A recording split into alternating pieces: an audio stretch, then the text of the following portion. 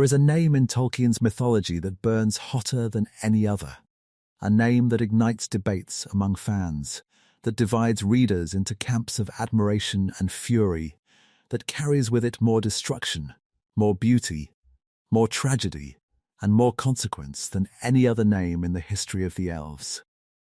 Fëanor, Fëanor, the spirit of fire. The greatest craftsman who ever lived, the maker of the Silmarils. The speaker of the oath, the father of 7 sons who inherited his genius and his madness. The elf who defied the gods, murdered his kin, abandoned his allies, and died in a blaze of rage on the shores of a continent he had crossed heaven and earth to reach. Fëanor is the most dangerous elf in the history of Middle-earth. Not because he is evil. Fëanor is not evil. Not in the way that Morgoth is evil or Sauron is evil. Fëanor does not wish to dominate the world. Fëanor does not seek to enslave or corrupt or destroy for the sake of destruction. Fëanor is dangerous because Fëanor is brilliant, is the most gifted being ever to walk the Blessed Realm. A mind so extraordinary that even the Valar cannot fully comprehend the scope of his talent. And Fëanor's brilliance, unchecked by wisdom, untempered by humility, driven by a pride so vast that it bends the world around it like gravity bends light, Fëanor's brilliance produces more destruction than any army, any weapon, any war. Tonight, I want to tell you the complete story of the most dangerous elf who ever lived. From his impossible birth to his burning death. From the creation of the most beautiful objects in the history of the world to the oath that turned those objects into instruments of genocide. I want to trace the arc of a life that begins in wonder and ends in fire, and that leaves behind a legacy of ruin that stretches from the shores of Valinor to the slopes of Mount Doom. This is the story of Fëanor. And it is the story of everything Fëanor destroyed. Part 1. Why Fëanor matters. Before we begin, I need you to understand something about scale. I need you to understand what Fëanor's story means for the rest of Tolkien's mythology. Why the story of a single elf, born in the Blessed Realm before the sun existed, matters to the entire history of Middle-earth. Every major tragedy in the Silmarillion flows from Fëanor. Every kinslaying, every doomed kingdom, every fallen hero, every broken oath and shattered alliance, all of it traces back to the choices that Fëanor made. The fall of Gondolin, the ruin of Doriath, the destruction of the havens at Sirion, all of these are consequences, direct or indirect, of the storm that Fëanor unleashed when he spoke his oath and led the Noldor out of the Blessed Realm. But Fëanor's influence does not stop at the First Age. The Silmarils that Fëanor created become the Silmaril that Elendil carries to the Valar, the light that becomes the evening star, the light that Galadriel captures in the feel that she gives to Frodo, the light that Frodo uses to survive Shelob's lair. The light of the 2 trees, preserved in Fëanor's jewels, travels through the entire mythology, from Valinor to the crack of doom, from the world's beginning to the world's salvation. Fëanor matters because Fëanor is the hinge. Fëanor is the point where the history of the elves pivots from paradise to catastrophe. Before Fëanor, the elves live in the Blessed Realm under the light of the 2 trees, in the company of the Valar, in a state of bliss that is as close to perfection as the physical world allows. After Fëanor, the elves are in exile, scattered, divided, cursed, fighting a war against a dark lord that they cannot win, carrying the stain of kinslaying and the weight of a doom that will follow them for thousands of years. One elf did this. One life, one set of choices, one character arc, and the entire history of the world changed. Part 2. The problem of brilliance. The thing about Fëanor that makes him so difficult to discuss. The thing that makes him so fascinating and so infuriating and so endlessly debatable is that Fëanor is not wrong about everything. Fëanor is right that the Valar have no right to demand the Silmarils. Fëanor is right that Morgoth is a threat. Fëanor is right that the elves should not be content to live as guests in someone else's realm. Fëanor is right that the Noldor are capable of independence, of self-governance, of building their own kingdoms and defending their own interests. Many of Fëanor's positions, stripped of their context, stripped of the rage and the pride and the paranoia that accompany them, are defensible, reasonable, even admirable. And that is precisely what makes Fëanor dangerous. Fëanor is not a villain who is obviously, straightforwardly wrong. Fëanor is a brilliant, charismatic, partially correct visionary whose valid insights are wrapped in a package of destructive impulses that he cannot separate from the insights themselves. Fëanor cannot be right quietly. Fëanor cannot advocate for his positions through persuasion and patience. Fëanor must be right at the top of his voice, at the point of a sword, at the cost of anyone who disagrees. This is the problem of brilliance. The problem that Tolkien explores through Fëanor more thoroughly and more painfully than through any other character. The problem is not that brilliance is bad. The problem is that brilliance without wisdom is catastrophic. The problem is that the most gifted mind in the world, unchecked by humility, becomes the most dangerous force in the world. More dangerous than the Dark Lord himself, because the Dark Lord's evil is obvious, and Fëanor isn't. Part 3. A Birth That Cost a Life. Fëanor's story begins with death. Fëanor is born in the blessed realm of Valinor, born in the years of the trees, in the age before the sun, under the golden and silver light of Laurelin and Telperion. Fëanor is the son of Finn, the High King of the Noldor, the leader of the elven people who followed the Valar's summons and crossed the sea to live in the Blessed Realm. Fëanor's mother is Miriel Serind, Miriel the Broideress, an elf woman of extraordinary skill and beauty, whose craft with needle and thread was legendary among the Noldor. Miriel's name means jewel daughter, and her craft is described with the same reverence that is later applied to Fëanor's smithwork, a talent so refined, so transcendent, so far beyond the ordinary capabilities of even the immortal elves that it seems to touch the divine. Miriel's embroidery is not merely decorative. Miriel's embroidery tells stories, records the history of the Noldor in thread and colour, weaves narratives into fabric, creates tapestries that preserve the deeds and the faces and the moments of Noldoran life with a fidelity that no written history can match. Miriel is an artist. Miriel is a creator. Miriel is, in her own medium, the kind of genius that her son will become in his. Miriel dies giving birth to Fëanor. Not dies exactly, not in the mortal sense. Miriel's body does not fail. Miriel's spirit withdraws. The birth of Fëanor takes so much from Miriel, takes so much of her energy, her vitality, her spiritual substance, that Miriel has nothing left. Miriel is emptied by the act of bringing Fëanor into the world. The baby takes everything.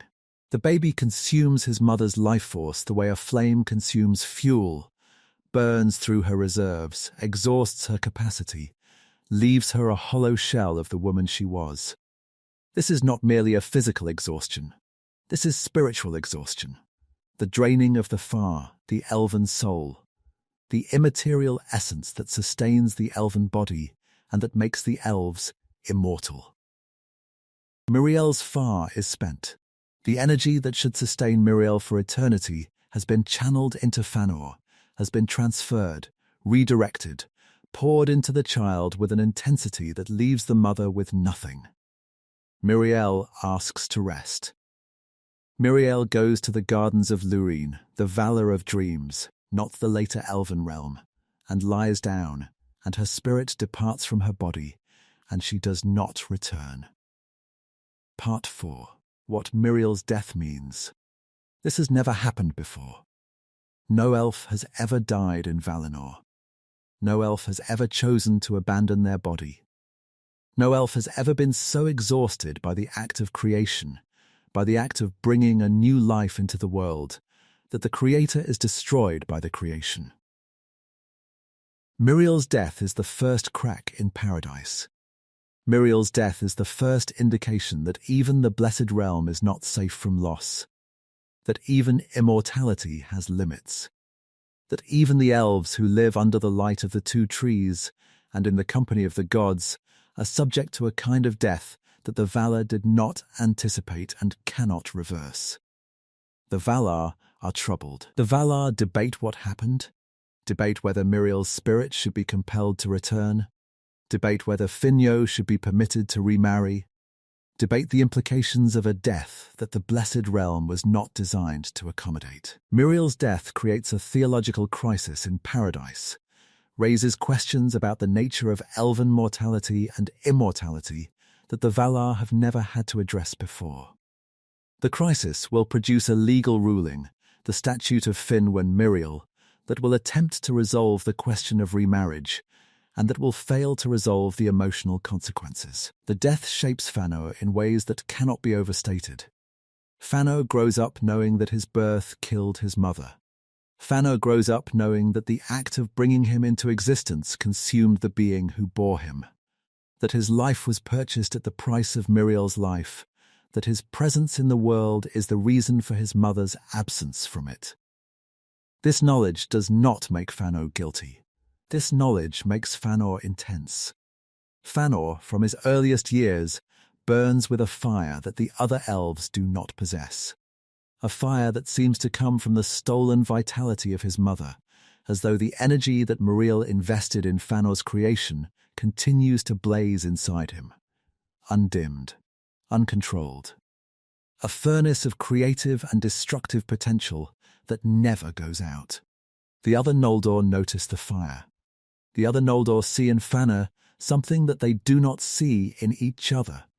An intensity, a brilliance, a consuming energy that sets Fëanor apart from even the most talented of his peers. The fire is not merely temperamental.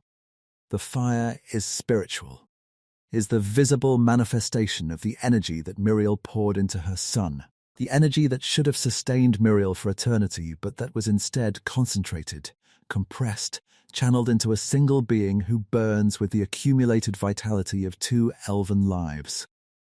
The elves give Fëanor his name because of this fire. His father name is Curufinu, skilled son of Fëanor. But his mother name, the name that Miriel gave him before she departed, is Fëanor.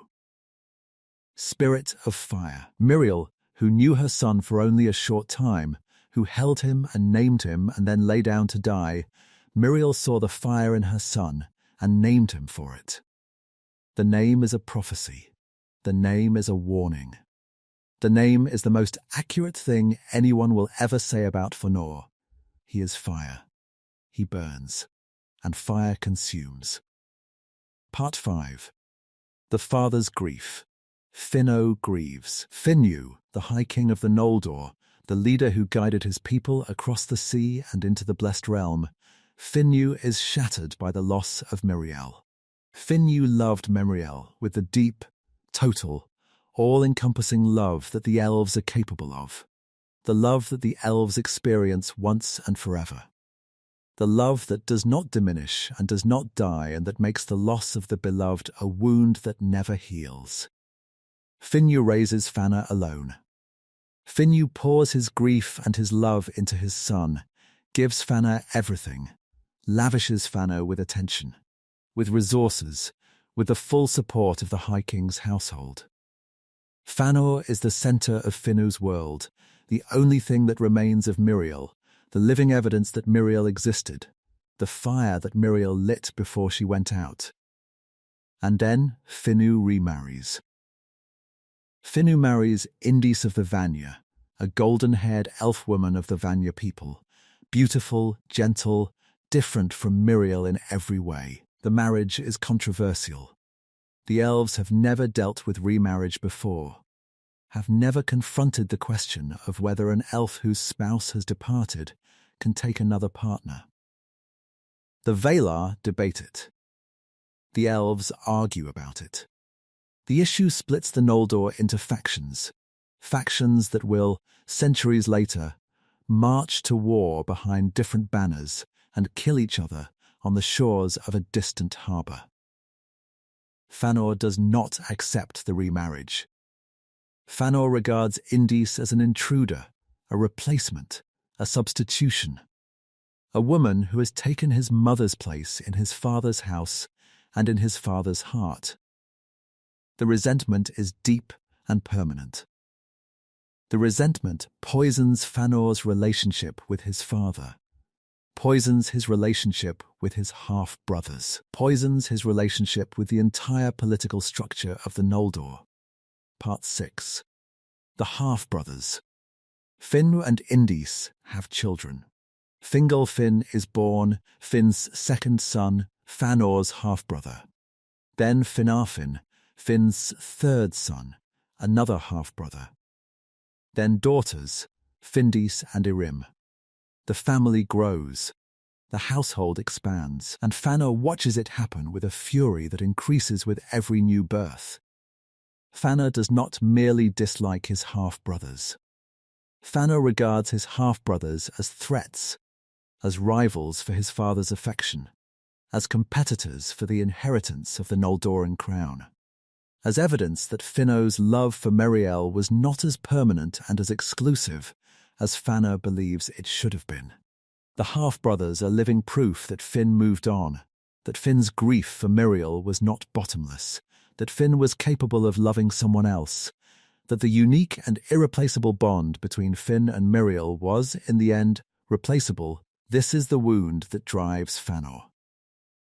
Not the loss of his mother, though that loss is real, is painful, is foundational. The wound that drives Fëanor is the fear that he is not enough.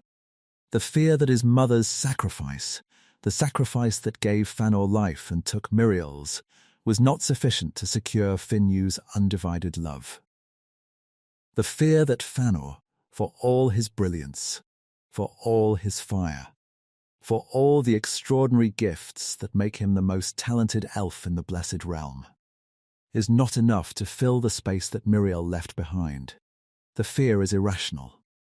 Finn, who loves Fëanor deeply, loves Fëanor first, will prove his love by following Fëanor into exile. But the fear is not about Finn's love. The fear is about Fëanor's need, the bottomless, insatiable, all-consuming need to be the center of his father's world, the only child, the sole inheritor, the irreplaceable one. Fingolfin is everything that Fëanor fears. Fingolfin is calm where Fëanor is volatile. Fingolfin is measured where Fëanor is reckless. Fingolfin is loved by the Noldor in a way that does not depend on fear or awe or the overwhelming force of personality, loved for his steadiness, his reliability, his willingness to serve rather than to dominate. Fingolfin is the brother that Fëanor cannot outperform, not because Fingolfin is more talented, but because Fingolfin is more trusted. Fingolfin is the brother who proves that there is more to leadership than fire, that a people can be led by warmth as well as by heat, by light as well as by flame. The rivalry will define the Noldor for centuries. The rivalry will split the elven host into factions. The rivalry will produce a betrayal so devastating that it reshapes the geography of the Noldor's exile. But all of that is ahead. For now, the rivalry is personal, is a family matter, a domestic dispute, a conflict between brothers that has not yet broken free of the household and into the wider world. Part 7. The gifts of Fëanor. Let me talk about what Fëanor can do. Because the tragedy of Fëanor is not simply that he is proud or angry or difficult.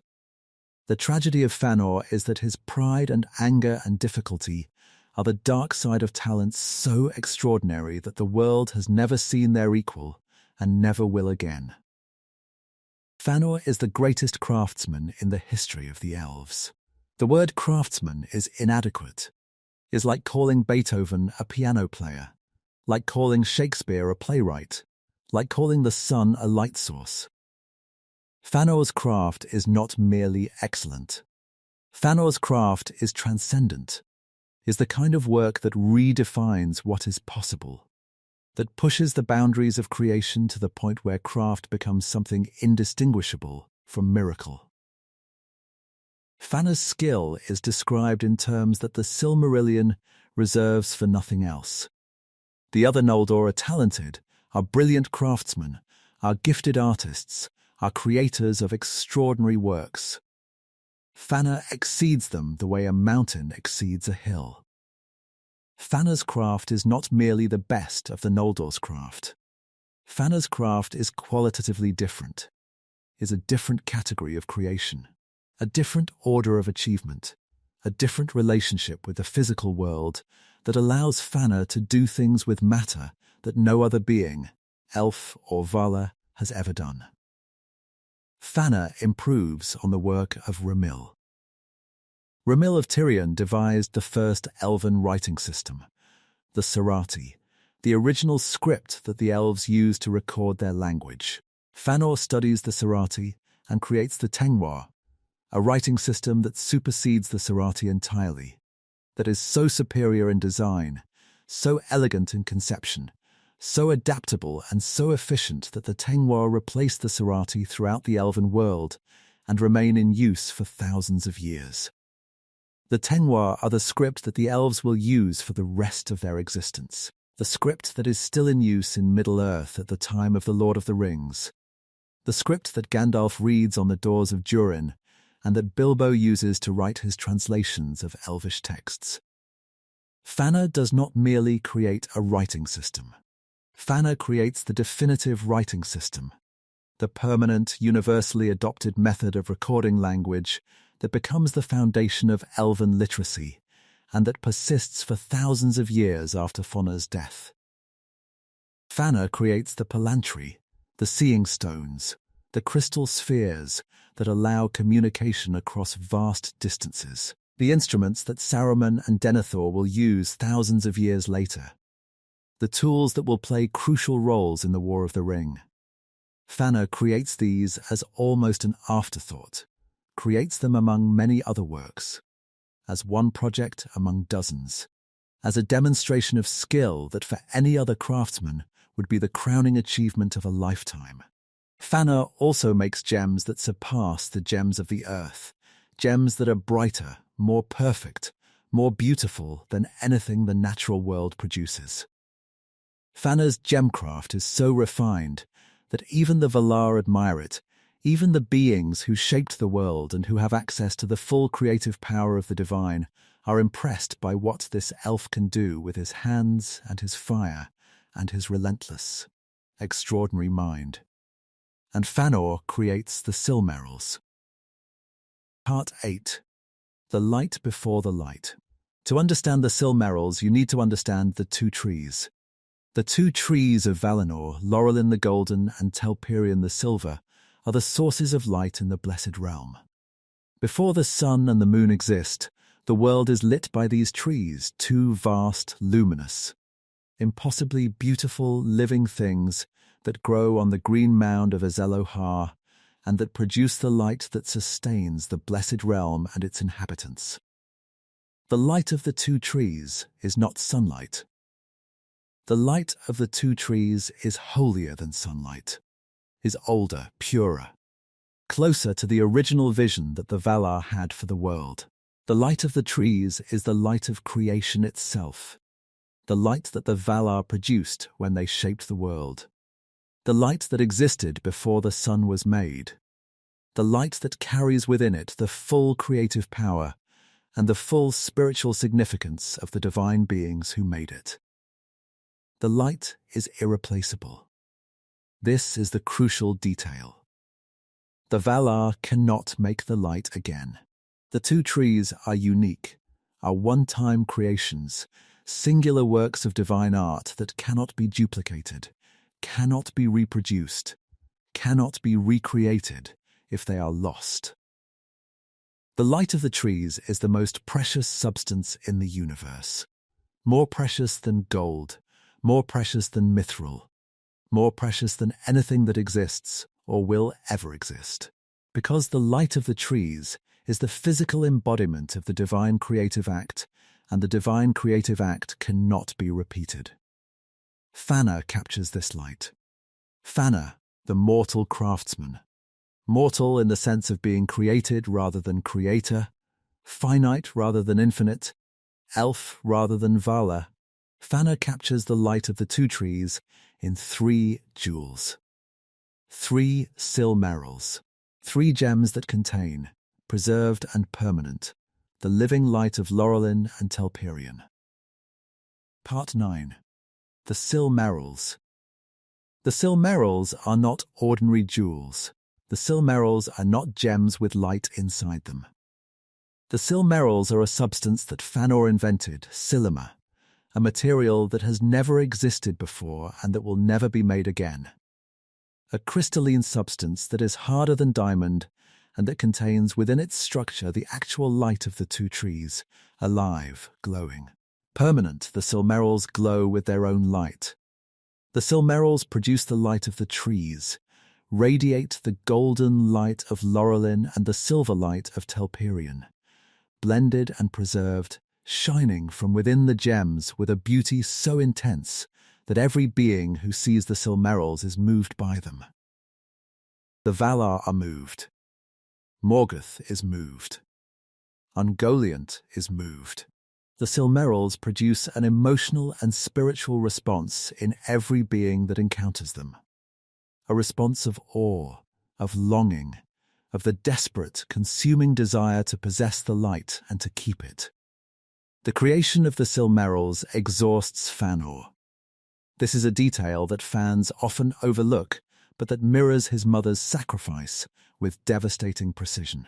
The Silmarillion tells us that Fëanor poured so much of himself into the Silmarils that he could never make their like again, that the creative effort consumed something in Fëanor that could not be renewed, that the making of the Silmarils took from Fëanor the way that the making of Fëanor took from Miriel. The parallel is not subtle. The parallel is the point. The mother dies creating the son. The son exhausts himself creating the jewels. The pattern of creation consuming the creator runs through Fëanor's bloodline like a genetic curse. Varda hallows the Silmarils. The queen of the Valar, Elbereth, the star kindler, the most beloved of the Valar among the Elves, Varda consecrates the Silmarils, and the consecration adds a protection, no mortal hand, no evil flesh. No unclean being can touch the Silmarils without being burned. The jewels are not merely beautiful. The jewels are holy, are consecrated objects, spiritual artifacts, physical containers of divine light that reject the touch of corruption the way a flame rejects water. The creation of the Silmarils is Fëanor's greatest achievement and the world's greatest catastrophe.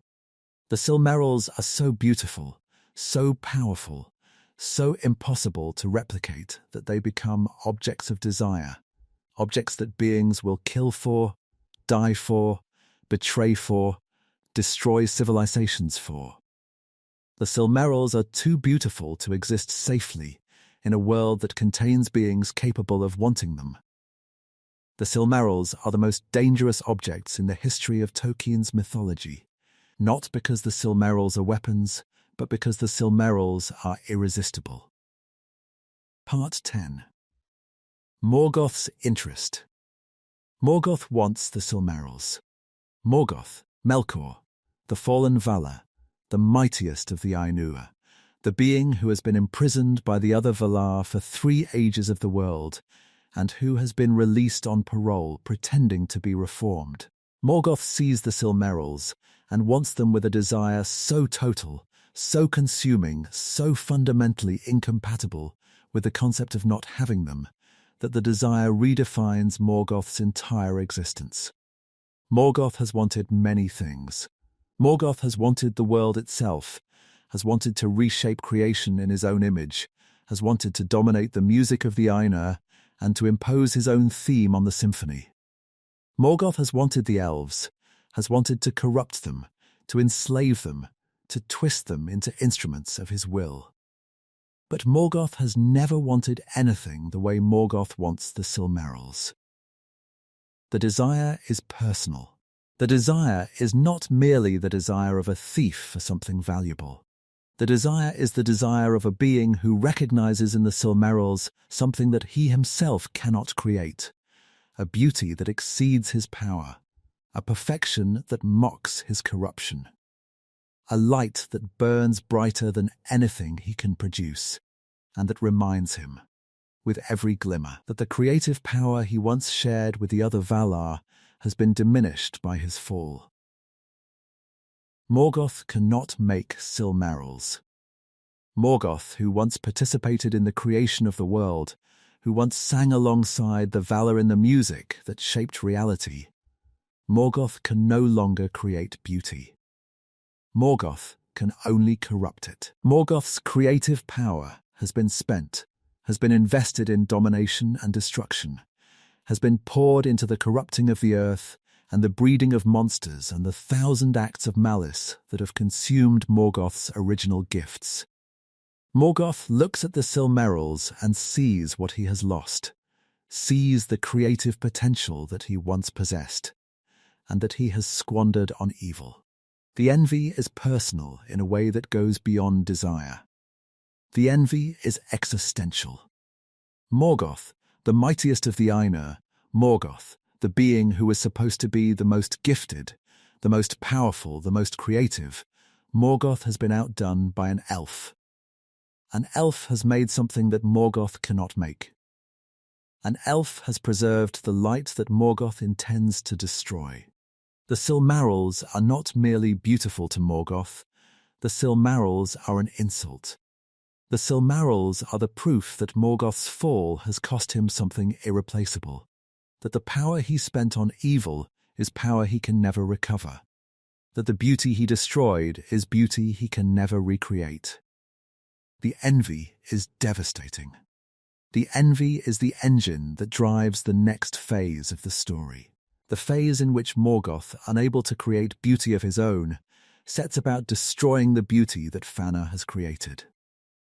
Part 11. The Poisoning. Morgoth does not steal the Silmarils immediately. Morgoth is patient, is calculating, is strategic, is willing to spend years preparing the ground before he strikes. Morgoth understands that the Silmarils cannot simply be taken. The Silmarils are guarded, the Silmarils are watched.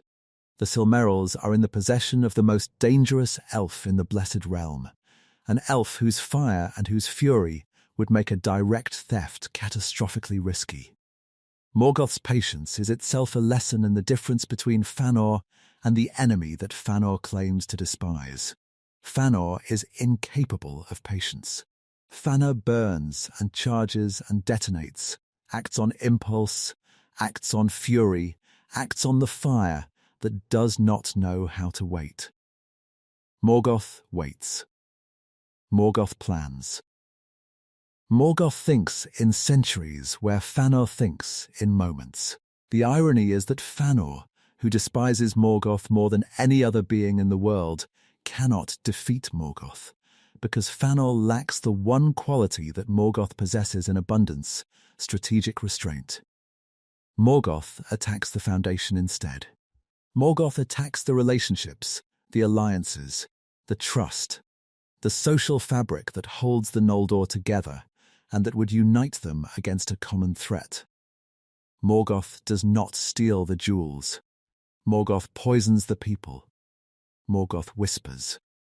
Morgoth moves among the Noldor, moves as a trusted counselor, as a reformed spirit, as a being who has been released by the Valar and who is now sharing his vast knowledge freely with the Elves.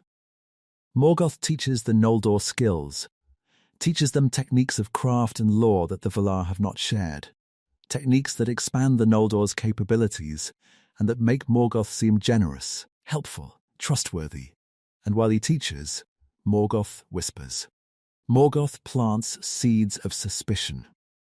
Morgoth suggests that the Valar are keeping the elves as prisoners, that the Blessed Realm is not a paradise but a cage, that the Valar's hospitality is not generosity but control, that the elves are being kept in Valinor not for their own protection, but for the Valar's convenience.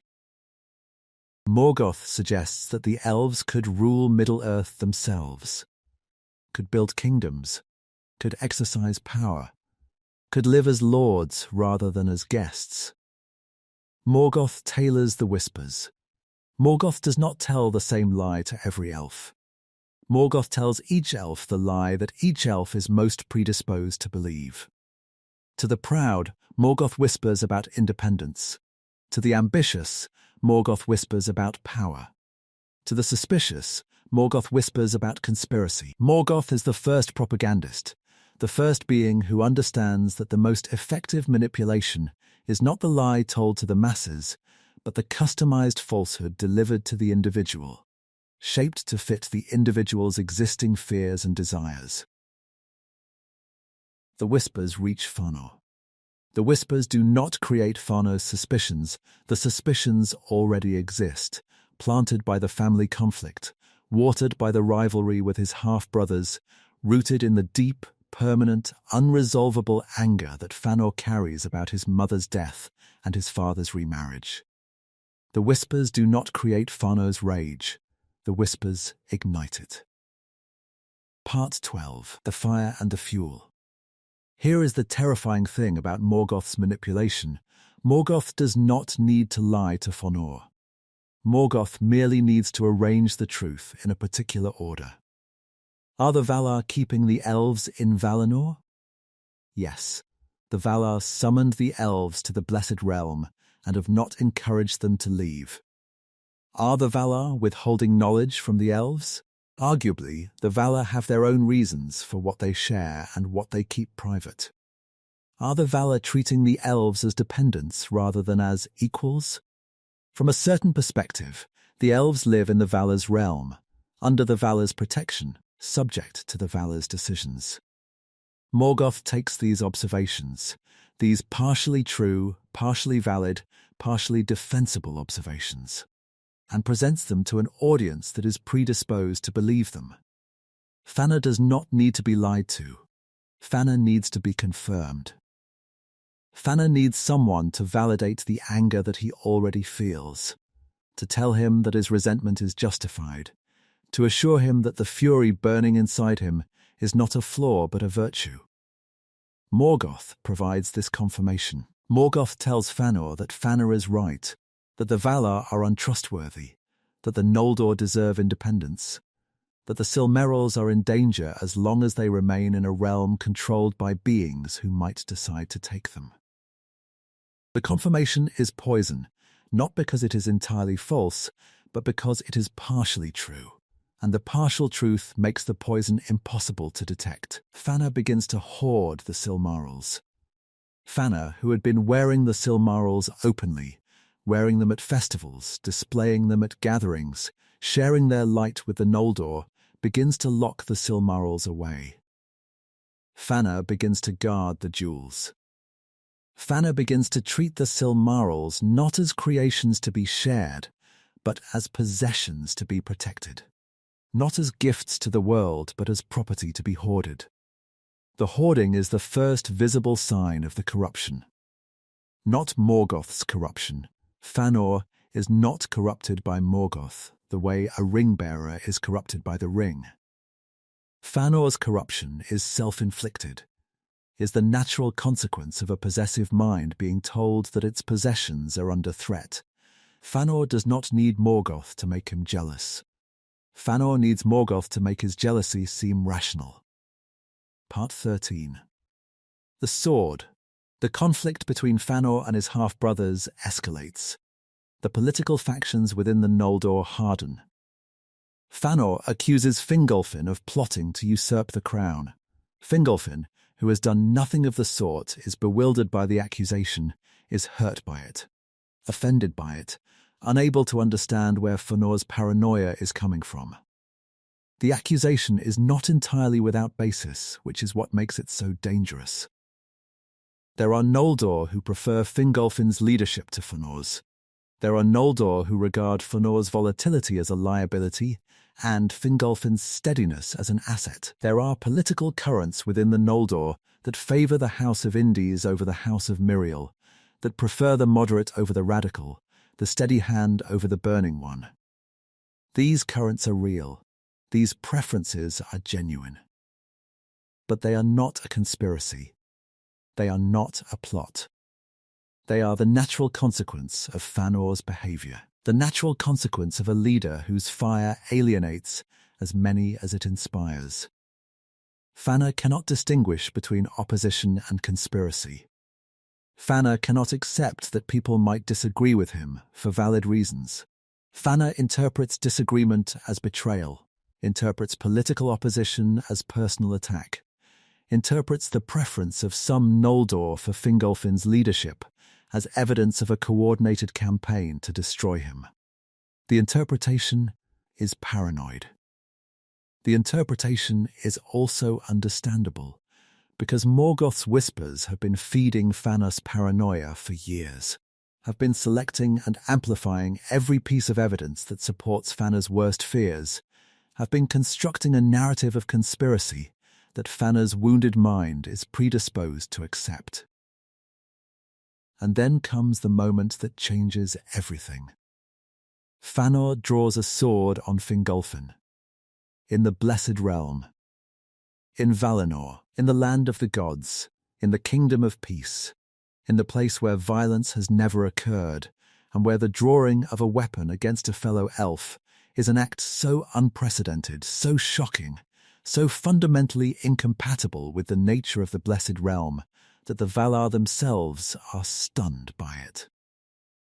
Fëanor holds the point of his sword at Fingolfin's breast and tells his half-brother, "See, half-brother, this is sharper than thy tongue. Try but once more to usurp my place and the love of my father, and maybe it will rid the Noldor of one who seeks to be the master of thralls." The threat is a declaration of war, not a physical war, not yet, but a spiritual war, a war of wills, a war between two visions of what the Noldor should be and who should lead them. The threat is also a crime. The drawing of a weapon against a kinsman in the Blessed Realm is unprecedented, is the first act of violence among the elves in the history of the world, the first crack in the covenant of peace that has governed the Blessed Realm since its founding. The Valar respond. Fëanor is summoned before the Council of the Valar, is tried, is judged, is found guilty. The Valar see clearly what Fëanor cannot, that the whispers of Morgoth have been the fuel for this fire, that the dissension among the Noldor has been engineered, that Fëanor's rage has been cultivated by the enemy. The Valar reveal Morgoth's deception, reveal that Morgoth has been moving among the Noldor, spreading lies, poisoning the relationships that hold the people together. The revelation should change everything. The revelation should make Fëanor understand that his anger has been manipulated, that his suspicions of Fingolfin were planted by the enemy, that the conspiracy he feared was Morgoth's conspiracy, not Fingolfin's. But the revelation does not change Fëanor. The revelation cannot penetrate the armour of Fëanor's pride. Fëanor acknowledges Morgoth's deception in theory, but in practice the anger remains. The suspicion remains. The wound does not heal simply because the knife that made it has been identified. The judgment is exile. Fëanor is banished from Tirion, the city of the Noldor, for 12 years. Fëanor may not return to the city. Fëanor may not enter the presence of the Valar. Fëanor is cut off from the political centre of the Noldor and confined to Formenos, a fortress that Fëanor has built in the north of Valinor. The banishment does not humble Fëanor. The banishment confirms Fëanor's suspicions, confirms in Fëanor's mind that the Valar are acting against him, that the system is rigged, that the institutions of the Blessed Realm are tools of the establishment, and that Fëanor, the outsider, the rebel, the spirit of fire, is being punished for telling the truth. Part 14. Formenos. Fëanor goes to Formenos. Fëanor takes his sons, all 7 of them, the 7 sons who will carry the oath and the curse across the sea and through the centuries. Fëanor takes the Silmarils. Fëanor takes his pride and his resentment and his burning, all-consuming fury. And Fingal goes with him. Fingal, the High King, Fëanor, who has to choose between his sons, who has to choose between Fëanor in exile and Fingolfin in the city, who has to choose between the child of Miriel and the children of Indis. Finn chooses Fëanor. Finn abdicates his position in Tirion and follows his eldest son into exile. The choice is devastating. The choice tells Fëanor that he was right, that his father does love him best, that his father will choose him over Fingolfin, that the fire in Fëanor's heart is matched by the love in Finnew's. The choice also tells Fingolfin something, tells Fingolfin that he is second, that he was always second, that the half-brother he never wronged has taken his father, and his father has gone willingly. Fingolfin swallows this. Fingolfin, the steady one, the reliable one, the brother who did not draw the sword. Fingolfin accepts the loss and continues to govern in Tirion, and does not retaliate, and does not rage, and does not allow the wound to turn him into a mirror of Fëanor. Fingolfin's restraint is one of the quiet heroisms of the Silmarillion, a heroism that receives no songs and no statues, a heroism of the kind that holds communities together when the brilliant and the charismatic are tearing them apart. Part 15. The Darkening. Morgoth strikes. Morgoth has been waiting. Morgoth has been biding his time, watching the Noldor fracture, watching Fëanor's exile, watching the Valar's attention shift to the internal politics of the Elves. Morgoth has been patient, has been disciplined, has been strategic in a way that Fëanor, for all his brilliance, cannot match. Morgoth understands something that Fëanor will never understand: the value of timing. Morgoth understands that the most devastating blow is not the strongest blow, but the best timed blow. The blow that lands when the defender is looking elsewhere, when the guard is relaxed, when the attention of the powerful is directed inward rather than outward. Morgoth goes to Ungoliant. Ungoliant, the great spider, the primordial darkness, a being of uncertain origin that serves no master and that hungers for light with a hunger so vast that it could consume the world. Ungoliant is hiding in the south of Valinor, in the shadows of the mountains, nursing a hunger that has been growing since before the Elves awoke. Morgoth goes to Ungoliant and makes a deal: help me destroy the 2 trees, and I will give you whatever you want. The deal is Morgoth's first mistake, because Ungoliant's hunger is bottomless, and Ungoliant will demand payment that even Morgoth cannot afford. They strike during a festival. While the Elves are celebrating on the hill of Tina, while the Valar's guard is relaxed, while the attention of the Blessed Realm is directed inward, Morgoth and Ungoliant approach the 2 trees. Ungoliant wraps herself in a cloak of shadow, an unlight, a darkness so deep that it is not merely the absence of light, but the active negation of light, a darkness that consumes light the way fire consumes fuel. The unlight conceals Morgoth and Ungoliant as they approach. The Valar cannot see them. The watchfulness of man, the sight that sees all, even Manu's sight, is blinded by Ungoliant's darkness. Ungoliant drinks the light. Ungoliant wraps herself around the trunks of Laurelin and Telperion, and drinks the sap, drinks the light, drinks the life out of the 2 trees, with a hunger that is not merely physical, but spiritual. Not merely consumption, but annihilation. Morgoth stabs the trees with his spear, drives his black lance into the trunks, opening wounds through which the poisoned sap flows, accelerating the destruction. The trees die. The light of the Blessed Realm goes out, the golden and silver radiance that has sustained Valinor for ages, the light that Fëanor captured in the Silmarils, the light that is older than the sun and holier than the stars, the light is extinguished. The world goes dark. The darkness is absolute, is total, is the kind of darkness that has not existed since before the trees were kindled, the kind of darkness that attacks the eyes and the mind and the soul. The darkening of Valinor is the most catastrophic event in the mythology, more catastrophic than any battle, more devastating than any war. The darkening destroys the light. The darkening ends the age of innocence. The darkening transforms the Blessed Realm from a place of wonder into a place of mourning. Part 16. The Request.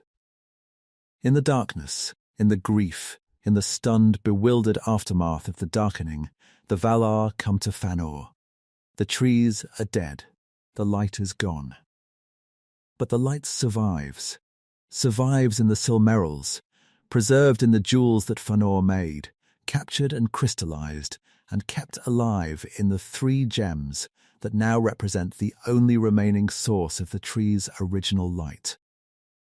Yavanna, the Vala who created the trees, who grew them from her own thought, who sang them into being. Yavanna tells the assembled Valar that the trees might be healed, the trees might be restored, the trees might be brought back from death if the light that the trees produced is returned to them. If the original light is poured back into the roots and the trunks and the branches, if the energy that the trees generated is restored to the trees that generated it. The Valar ask Fëanor to surrender the Silmarils. The Valar ask Fëanor to break the jewels, to release the light, to allow the Valar to use the preserved light to revive the trees, to restore the illumination that Ungoliant has consumed. The request is desperate. The request is the last hope of a world that has just lost its light. Fëanor refuses. The refusal is not immediate. The refusal is not simple. Tolkien tells us that Fëanor is silent for a long time, that the spirit of fire stands in the darkness and thinks. And the thinking is visible, is the struggle of a mind that is fighting itself, that is wrestling with a decision that every part of Fëanor's nature resists. The refusal is the pivotal moment of the Silmarillion, the hinge on which the entire mythology turns, the choice that determines the fate of the elves and the shape of the world for thousands of years. Fëanor refuses to surrender the Silmarils. Fëanor refuses to break his greatest creation to save the world's light. Fëanor refuses because the Silmarils are his, because the work is his, because the genius that created them is his, because the fire that made them possible burned his mother alive, and the light that fills them was captured by his hands alone. Fëanor tells the Valar that if the Silmarils are broken, he will die, that the breaking of the Silmarils will break him, that the destruction of his greatest works will be the destruction of himself. Fëanor is not exaggerating. Fëanor is telling the truth. The Silmarils contain so much of Fëanor's essence, so much of the fire, so much of the creative energy that burned through Miriel, that breaking them would be a kind of death. The refusal is selfish. The refusal is understandable. The refusal is both of these things at once, is simultaneously the most destructive and the most human choice in the history of Tolkien's mythology. Fëanor is a creator who is asked to destroy his own creation for the greater good, and Fëanor says no. The no is devastating. The no is heartbreaking. The no is also, on some level, entirely recognizable. Because who among us would willingly destroy the greatest thing we had ever made, even if the world depended on it? Part 17. But the Silmarils are already gone. And then the messenger arrives. While the Valar were asking Fëanor for the Silmarils, while Fëanor was agonizing over the request, while the debate was unfolding in the Ring of Doom, Morgoth was at Forminos. Morgoth was at the fortress in the north. Morgoth was killing Fëanor. Fëanor is dead. Fëanor's father, the king who chose exile with Fëanor over comfort with his other sons, the father who followed his eldest into banishment, the father who loved Fëanor enough to abandon a throne, Fëanor is dead. Murdered by Morgoth, cut down at the doors of Forminos while defending the treasury that contained the Silmarils. Fëanor died alone. Fëanor died defending his son's creations while his son was away, died in the fortress that Fëanor built, died at the doors that Fëanor designed, died protecting the jewels that Fëanor made. The death is Morgoth's cruelty and Morgoth's strategy in a single act, killing the father to wound the son, stealing the jewels to provoke the pursuit, combining murder and theft into a single devastating blow that will drive Fëanor past the point of reason. The Silmarils are gone. Morgoth has taken them. The jewels that the Valar were asking Fëanor to surrender, the jewels over which Fëanor was agonizing, the jewels that represent the last light of the two trees, are gone. Stolen, taken by the being who destroyed the trees in the first place. Morgoth has fled north with Ungoliant, back to Middle-earth, where Morgoth will set the Silmarils in his iron crown and wear them on his head as trophies. The loss of the Silmarils and the murder of Finn hit Fëanor simultaneously. The double blow is annihilating, is the destruction of everything that Fëanor values, the simultaneous loss of his father and his creations, the twin pillars of his identity removed in a single stroke. Fëanor has lost the being who loved him most in the world and the objects that defined his genius. Fëanor has been robbed of everything, of the person and of the work, of the love and of the legacy, of the father who chose him and of the jewels that he made. Fëanor's response is not grief. Fëanor's response is rage. A rage so vast, so total, so all-consuming that it reorganizes Fëanor's entire existence around a single purpose: get the Silmarils back. The murder of Finn is subsumed into the rage, is absorbed into the fury, is processed not as a loss to be mourned, but as a crime to be avenged. Fëanor does not stop to grieve. Fëanor does not sit with the loss. Fëanor converts the grief into fuel, converts the pain into fire, converts the death of his father into the energy that will drive the oath and the march and the kinslaying and the burning of the ships and every other catastrophic act that follows. The conversion of grief into rage is Fëanor's most characteristic act. The conversion is the mechanism through which Fëanor's pain becomes the world's pain, through which private loss becomes public catastrophe, through which the death of one king becomes the exile of a people. Part 18. The Speech. Fëanor speaks. In the darkness of Valinor, on the hill of Tanair, before the assembled Noldor, Fëanor delivers the most consequential speech in the history of the Elves. The speech is magnificent. The speech is terrifying. The speech is the most powerful piece of rhetoric in Tolkien's mythology, a performance of such charismatic force, such emotional intensity, such persuasive brilliance, that it overrides the judgment of an entire people and redirects the course of their history. Fëanor stands before the Noldor in the darkness, in the new darkness, the darkness that has replaced the light of the trees, the darkness that is still fresh and still shocking and still terrifying. Fëanor stands in the darkness, and he speaks, and his voice is the only light in the world. The words burn. The words blaze. The words carry the fire that Miriel named her son for. The fire that has been building inside Fëanor since his mother's death, since his father's remarriage, since Morgoth's whispers, since the banishment, since the darkening, since the murder of Finju and the theft of the Silmarils. Fëanor tells the Noldor that the Valar have failed them. Fëanor tells the Noldor that the Blessed Realm is no longer blessed, that the trees are dead, that the light is gone, that the gods who promised protection have proven unable to protect. Fëanor tells the Noldor that the Silmarils, the last light of the trees, have been stolen by Morgoth, and that Morgoth has fled to Middle-earth, and that the Valar, who could pursue Morgoth, who could marshal the forces of the Blessed Realm and chase the thief across the sea, the Valar sit idle. The Valar do nothing. The Valar mourn their trees and let the thief escape. Fëanor tells the Noldor to remember who they are. Fëanor tells the Noldor that they are not guests in someone else's realm. They are the Noldor, the deep elves, the craftsmen, the builders, the people who made the greatest works in the Blessed Realm. Fëanor tells them that Middle-earth is waiting. That vast, unmapped, ungoverned Middle-earth is waiting for the Noldor to claim it, to shape it, to build kingdoms that answer to no Valar and bow to no authority but their own.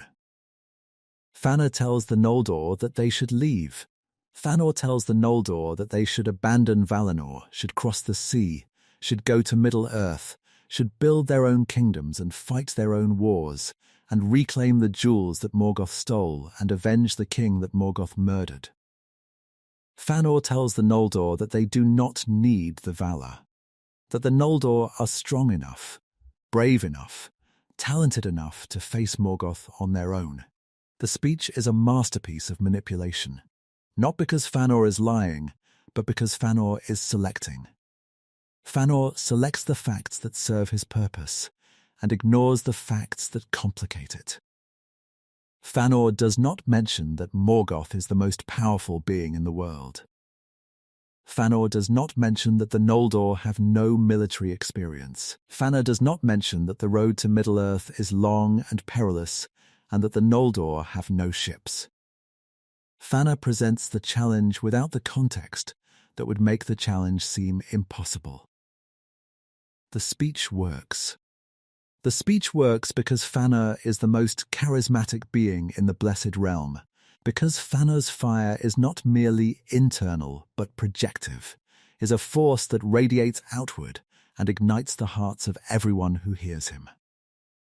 The speech works because Fëanor is partially right, because the Valar did fail to protect the trees, because Morgoth did escape, because the Noldor are talented and proud and hungry for something more than the constrained, diminished existence of a darkened paradise.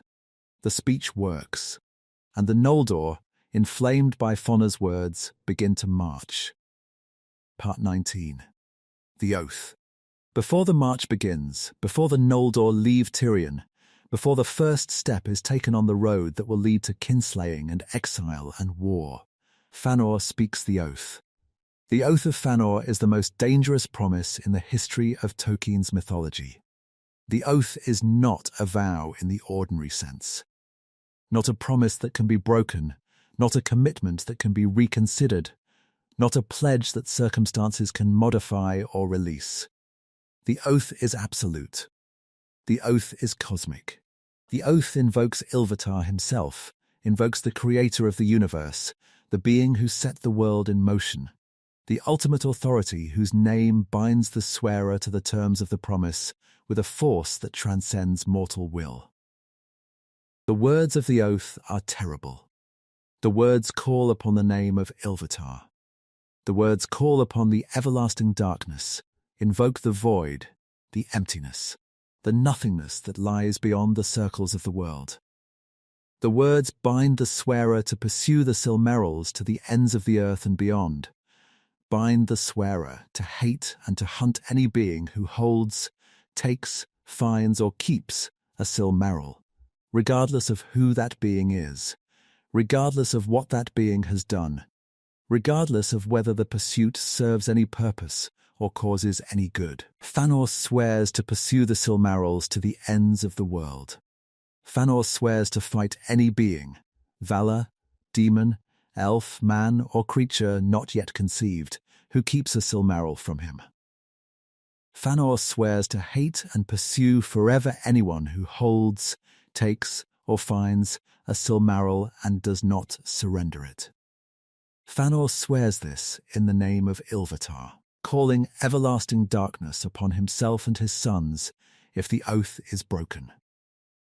The oath is spoken in fire and madness. The oath is spoken in the darkness of a world that has just lost its light, by a being whose father has just been murdered, whose greatest creations have just been stolen, whose entire existence has been compressed into a single burning point of fury and grief. The oath is not the product of careful deliberation. The oath is the product of an emotional explosion, a detonation of grief and rage and pride that crystallizes into words that cannot be taken back. The 7 sons step forward. One by one, they draw their swords. One by one, they speak the words. Maedhros first, the eldest, the tallest, the one who will carry the oath longest and suffer under it most visibly. Then Maglor, the singer, whose voice speaks the terrible words in a tone that will haunt him for millennia. Then Celegorm, Curufin, Caranthir, Amrod, and Amras, each one stepping forward, each one binding himself to the promise, each one placing his immortal soul under the shadow of a vow that will consume them all. Fëanor's 7 sons swear the oath with him. Maedhros, Maglor, Celegorm, Caranthir, Curufin, Amrod, and Amras, the 7 sons of Fëanor, the 7 inheritors of the fire, the 7 elves who will carry the oath across the sea and through the centuries and into the darkness that the oath will create. Part 20. What the oath means. The oath is a trap. The oath is a trap that Fëanor builds for himself and his sons, a trap disguised as a commitment, a prison disguised as a promise, a curse disguised as a vow. The oath requires Fëanor and his sons to fight anyone who holds a Silmaril. Anyone, the word anyone is absolute, includes elves, includes men, includes the Valar themselves. The oath does not distinguish between enemies and allies. The oath does not distinguish between the guilty and the innocent. The oath demands pursuit and war against anyone who holds a Silmaril, regardless of how they came to hold it, regardless of whether they are friend or foe, regardless of whether fighting them would serve any purpose or accomplish any good. Think about the mechanism of this. Think about what happens when a Silmaril is freed from Morgoth, when a hero recovers a jewel from the Dark Lord's crown and carries it home in triumph. The hero has done the sons of Fëanor a service, has recovered the object that the oath demands. But the hero is now holding a Silmaril. The hero is now in possession of one of the 3 jewels. And the oath does not care about gratitude. The oath does not care about service.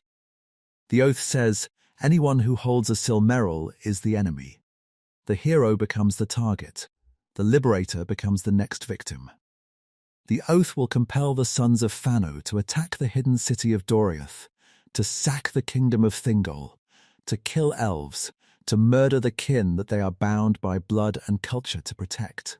The oath will compel the sons of Fëanor to attack the havens of Sirion, to assault the refugee settlement, to slaughter the survivors of fallen kingdoms, to tear apart the last remnant of the elven civilization in Beleriand. The oath will produce 3 kinslayings, 3 massacres of elf by elf, 3 episodes of fratricidal violence that will stain the Noldor forever. But the oath also cannot be fulfilled. The oath demands that Fëanor and his sons recover the Silmarils, but the Silmarils are in Morgoth's crown, in the Iron Crown of Angband, in the deepest and most heavily defended fortress in the world. The oath demands the impossible. The oath commands Fëanor and his sons to fight an enemy they cannot defeat, to reach a place they cannot reach, to recover objects they cannot recover. The oath is an engine of perpetual war, a mechanism that generates conflict without resolution, that produces violence without victory, that drives its swearers forward through an endless series of increasingly desperate and increasingly destructive acts. The oath is a machine that converts grief into violence. The oath takes the legitimate grief of a robbed and bereaved creator and transforms it into a cosmic obligation to kill, transforms personal loss into public catastrophe, transforms the desire for justice into the compulsion for war. The oath does not serve Fëanor. The oath does not serve the Silmarils. The oath serves only itself, perpetuates only itself, feeds only itself, grows only stronger with every crime it demands and every consequence it produces. The oath cannot be fulfilled. The oath cannot be broken. The oath can only be endured, can only be carried, can only be suffered, can only be borne by the sons of Fëanor as they march through the centuries, compelled by a promise that they cannot keep and cannot abandon, driven by a fire that burns them from the inside. Part 21. The March, the Noldor March. Not all of them, not the entire people, not every elf in the Blessed Realm, but a great host marches, a host led by Fëanor, followed by Fingolfin, accompanied by Finarfin. The march is the Exodus. The march is the moment when the Noldor leave paradise, leave the Blessed Realm, leave the protection of the Valar, leave the safety and the comfort and the certainty of a world that was designed for their happiness. The Noldor are leaving voluntarily. The Noldor are choosing to leave. The Noldor are marching north, toward the coast, toward the sea, toward the ships that they will need to cross the ocean and reach Middle-earth. There is a problem. The Noldor do not have ships. The Noldor are craftsmen, builders, smiths, but the Noldor are not mariners. The Noldor have never built ships. The Noldor have never sailed. The Noldor are landlocked by temperament and by tradition. The Noldor need ships, and the only elves in the Blessed Realm who have ships are the Teleri, the Sea Elves, the mariners, the shipbuilders of Alqualond, the harbour on the coast of the Blessed Realm. Fëanor goes to the Teleri. Fëanor asks the Teleri for their ships. The Teleri refuse. Part 22. Alqualond. The refusal is the spark. The refusal is the moment when Fëanor's march, which has been, until now, a political act, a protest march, a demonstration of Noldoran independence, becomes a war. The Teleri refuse to give their ships, because the ships are not merely tools. The ships are the Teleri's identity, are the product of generations of craft and tradition, are the vessels that the Teleri built with their own hands, that the Teleri sail for the joy of sailing, that the Teleri love the way Fëanor loves the Silmarils. The ships are the Teleri's Silmarils. The ships are the Teleri's greatest creation, and the Teleri will not surrender them any more than Fëanor would surrender the jewels. The symmetry is devastating. Fëanor, who refused to give up the Silmarils to save the light of the world, Fëanor now demands that the Teleri give up their ships to serve Fëanor's quest. Fëanor, who would not sacrifice his creation for the greater good, now demands that the Teleri sacrifice their creation for Fëanor's good. The hypocrisy is total. The hypocrisy is invisible to Fëanor. The hypocrisy is visible to everyone else, and the Teleri, who can see it clearly, refuse. The Teleri try to reason with Fëanor. The Teleri try to explain, try to persuade Fëanor to wait, to reconsider, to find another way. Ol, the king of the Teleri, Fëanor's distant kinsman, appeals to the bonds of fellowship that connect the Noldor and the Teleri. Old tells Fëanor that the ships cannot be given because the ships were made with the help of Os, the Maya of the sea, and that the ships are not merely property, but sacred vessels, touched by divine craft, built in collaboration with the powers of the ocean. Fëanor does not listen. Fëanor hears the refusal, and the refusal is the only word that registers. The word no, the word that Fëanor cannot tolerate, the word that Fëanor treats as an act of aggression regardless of the context in which it is spoken. Fëanor attacks. Fëanor's followers, the Noldor who march under Fëanor's banner. The elves who have been inflamed by Fëanor's speech and bound by Fëanor's oath, attack the Teleri. They attack with swords. They attack in the harbour of Alqualond, on the quays, in the ships, in the water. They kill elves. They murder their kin, their distant cousins, their fellow children of Ilúvatar, the people who share their origin and their nature and their immortal souls. Part 23. The First Kinslaying. The battle at Alqualond is the first kinslaying, the first time that elves have killed elves, the first fratricidal violence in the history of the children of Ilúvatar.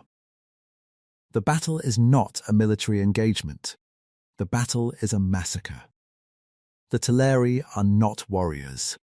The Teleri are mariners, craftsmen, artists, a gentle people who live by the sea and who have never trained for war and who have no experience of violence. The Teleri fight back, fight with whatever they have, fight with the tools of their trade, fight with the desperate, improvised ferocity of a people defending their homes against an unprovoked assault. Some Teleri fight with bows from the decks of their ships. The Teleri's resistance is brave and hopeless, the resistance of a people who refuse to submit even when submission would save their lives. But the Teleri are outnumbered and outskilled and overwhelmed by the Noldor, who are armed and armoured and driven by a fury that the Teleri cannot match. The Noldor are craftsmen of war, have forged swords and shields and armour in the workshops of Valinor, have practiced the arts of combat even in the Blessed Realm, have honed their skills in anticipation of a conflict that the Teleri never imagined would come to their harbour. Fingolfin's people arrive during the battle. Fingolfin's host, marching behind Fëanor's, reaches Alqualond and finds a battle in progress. Finds Noldor fighting Teleri on the quays. Finds blood in the water. Finds kinsmen killing kinsmen. Fingolfin's people do not know how the battle started. Fingolfin's people see Noldor being attacked, see their kin under assault, see elves with weapons fighting elves without weapons, and they join the fight. They join on Fëanor's side. They fight the Teleri without knowing that Fëanor started the battle, without knowing that the Teleri are defending themselves, without knowing that the blood on the quays is the product of Fëanor's aggression rather than the Teleri's resistance. The deception is devastating. Fingolfin's people fight and kill the Teleri, believing that they are defending their kinsmen, believing that the battle is justified, that the Teleri are the aggressors, that the violence is necessary. The deception stains Fingolfin's people with the blood of the innocent, stains them with a guilt that they did not choose and that they cannot undo. Fëanor's aggression becomes Fingolfin's guilt. Fëanor's crime becomes the Noldor's crime. The first kinslaying does not belong to Fëanor alone. The first kinslaying belongs to all of them, and that shared guilt is precisely what Fëanor needs, because the shared guilt binds Fingolfin's people to the march. The shared guilt makes it impossible for Fingolfin's people to go back, to apologize, to pretend that they were not involved. The guilt is Fëanor's chain, the mechanism through which Fëanor drags the reluctant along with the willing. The battle ends. The Teleri are defeated. The ships are taken. The harbour of Alqualond is stained with the blood of the innocent, the first blood spilled by elves against elves, the first stain on the Noldor's honour. the first installment of a debt that the oath will continue to compound for centuries. Fëanor takes the ships. Fëanor sails north with the stolen fleet, leaving the dead behind, leaving the grieving behind, leaving the consequences behind.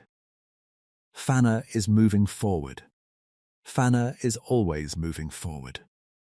Fëanor does not look back, does not acknowledge the cost, does not process the guilt, does not allow the horror of what has just happened to slow his march by a single step. Part 24. The Doom of Mandos. The Noldor march north along the coast, and at the border of the Blessed Realm, at the edge of the world they are leaving, a voice speaks from the darkness. Mandos, the Vala of death, the keeper of the houses of the dead, the being whose pronouncements are fate itself. Mandos speaks. Mandos does not step into the road. Mandos does not appear in physical form. Mandos speaks from somewhere, from everywhere, from the darkness, from the ground beneath their feet and the sky above their heads. The voice of Mandos fills the world, and the words that Mandos speaks are the doom of the Noldor. The doom is devastating. The doom is one of the most powerful passages in the Silmarillion, a piece of prophetic condemnation that carries the full weight of divine authority and the full precision of divine foresight. The doom is not a punishment. The doom is a prophecy, a statement of what will happen, a declaration of the consequences that the Noldor's choices have set in motion. The doom tells the Noldor that tears will be their lot. The doom tells the Noldor that their works will come to nothing. The doom tells the Noldor that they will be slain and will slay and will betray and will be betrayed. The doom tells the Noldor that the houses they build will fall and the kingdoms they found will crumble, and the hope they carry will turn to ashes in their hands. The doom tells them that the world will be closed against them.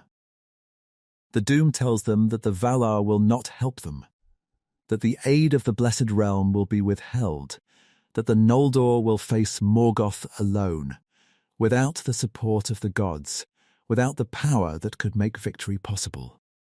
The Noldor are on their own. The Noldor have chosen exile. And the exile will be complete. The doom includes a specific curse for the House of Fëanor. The oath shall drive them and betray them, and ever snatch from them the very treasure that they swore to pursue. The curse is precise. The curse says that the oath will not work, that the mechanism that Fëanor built will malfunction, that the machine will run but produce nothing, that the pursuit will continue forever without ever reaching its object. Some Noldor turn back. Finarfin turns back, Finnor's youngest son, Fëanor's second half-brother, the gentlest and the most cautious of Finnor's children. Finarfin hears the doom and he turns around. Finarfin walks back to Tirion, back to the Valar, back to the Blessed Realm. Finarfin accepts the judgment. Finarfin chooses repentance over pride. Finarfin's people return with him, a fraction of the host, a minority, but enough to establish that not all the Noldor followed Fëanor into damnation. Finarfin's choice is the quiet rebuke to Fëanor's defiance, the demonstration that turning back is possible, that repentance is an option, that the fire does not have to consume everyone who is near it. Fëanor does not turn back. Fëanor hears the doom and laughs. The laugh is magnificent and terrible, the laugh of a being who has passed beyond the reach of fear, who has passed beyond the reach of reason, who has committed so fully to his course that even the voice of a god cannot turn him aside. Part 25. The ships. The Noldor reach the coast, the northern coast of the Blessed Realm, the edge of the world, the shore beyond which the outer sea separates Valinor from Middle-earth. The Noldor need to cross the sea. The Noldor have the stolen ships of the Teleri. But the ships are not enough. The ships can carry Fëanor's host, can carry the followers of Fëanor, the sworn sons and their people, the Noldor who marched first and who fought at Alqualond, and who are bound to Fëanor by the oath and by the blood they have already spilled. But the ships cannot carry everyone. The ships cannot carry Fingolfin's host, cannot carry the much larger body of Noldor who followed Fingolfin, who fought at Alqualond believing they were defending their kin, who are now standing on the shore looking at a fleet that is too small for all of them. Fëanor faces a choice. Fëanor can sail to Middle-earth with his own people and then send the ships back for Fingolfin, can make 2 trips, can share the fleet, can bring all the Noldor across the sea in stages. Or Fëanor can take the ships and leave Fingolfin behind. Fëanor pretends to deliberate. Fëanor pretends to consider the options. Fëanor consults with his sons, with Maedhros, who is the most honourable of the 7, who has a friendship with Fingon, who advocates for bringing the full host across. Fëanor listens to Maedhros. Fëanor appears to agree. And then Fëanor sails.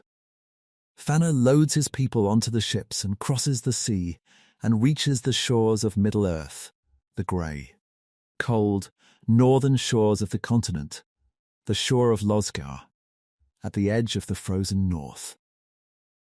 And Fëanor burns the ships. Part 26. Losgar. The burning of the ships at Losgar is the most notorious act in the history of the Elves, the act that defines Fëanor's character more completely and more damningly than any other.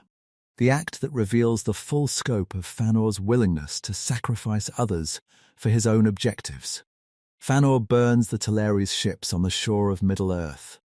Fëanor sets fire to the stolen fleet, the ships that the Teleri built, the ships that the Noldor killed to take, the ships that represent the only means of crossing the sea between the Blessed Realm and Middle-earth. Fëanor burns them all. Every hull, every mast, every sail, every rope, the entire fleet of the Teleri. The fleet that was the work of generations. The fleet that was the Teleri's identity and their pride and their connection to the sea that they loved. All of it goes up in flame on the grey shore of a continent that Fëanor has just reached. The fire is enormous. The fire is visible across the sea. The fire is visible from the far shore, where Fingolfin's host stands watching, realizing, slowly, sickeningly, with a horror that compounds with every minute that the flames burn brighter, that the ships are not coming back. Fingolfin's people stand on the far shore and watch the fire. Fingolfin's people, the Noldor who fought at Alqualond believing they were defending their kin, the Noldor who have already committed kinslaying under false pretenses, Fingolfin's people watch the fire burn and understand what Fëanor has done. The understanding is devastating. The understanding is the moment when Fingolfin's people realize that they have been used, that Fëanor exploited their loyalty, that Fëanor needed them at Alqualond to win the battle and then discarded them when the ships were his. The burning is strategic. Fëanor burns the ships to prevent Fingolfin from following, to maroon Fingolfin on the far shore, to eliminate the rival, to ensure that when the Noldor reach Middle-earth and face Morgoth, Fëanor's people will be the only Noldor present, and Fëanor's leadership will be uncontested. The burning is also emotional, is an act of spite, of revenge, of the petty, vindictive cruelty that the brilliant are capable of when their brilliance is untempered by compassion. The burning condemns Fingolfin's host to the Helcarax, the grinding ice, the frozen strait that connects the Blessed Realm to Middle-earth, the passage of ice and wind and death that no one has ever crossed on foot. Fingolfin's people, abandoned by Fëanor, betrayed by their kinsmen, left without ships on the shore of the Blessed Realm, Fingolfin's people have no choice. They cannot go back. They cannot go forward by sea. They can only go forward by ice. Fingolfin's people cross the Helcarax. Fingolfin's people walk across the frozen sea, walk through the cold, through the wind, through the cracking, shifting, murderous ice, losing elves to the cold and the crevasses and the sheer, grinding, relentless hostility of a landscape that was never meant to be crossed by the living. Elenwe dies, Turgon's wife, the mother of Idril, the grandmother of Erendil. Turgon nearly dies trying to save her. Others die. Many others. The crossing of the Helcarax is a passage through hell, is a journey that strips away everything that the elves brought from the Blessed Realm, except their determination and their anger. Every death on the Helcarax is Fëanor's fault. Every elf who falls through the ice, every elf who freezes, every elf who starves on the grinding passage, every death is a consequence of Fëanor's choice to burn the ships. Fëanor is not present for these deaths. Fëanor does not see these deaths. Fëanor is already in Middle-earth, fighting his war, pursuing his Silmarils, burning with the fire that he was named for while his kinsmen die on the ice that he condemned them to. Part 27. The Fire and the Ice. The burning of the ships at Losgha divides the Noldor permanently. The division is not merely political, is not merely a disagreement about strategy or leadership. The division is moral. The division is the division between those who burned and those who froze, between those who took the ships and those who were left behind, between those who chose Fëanor's fire and those who endured Fingolfin's ice.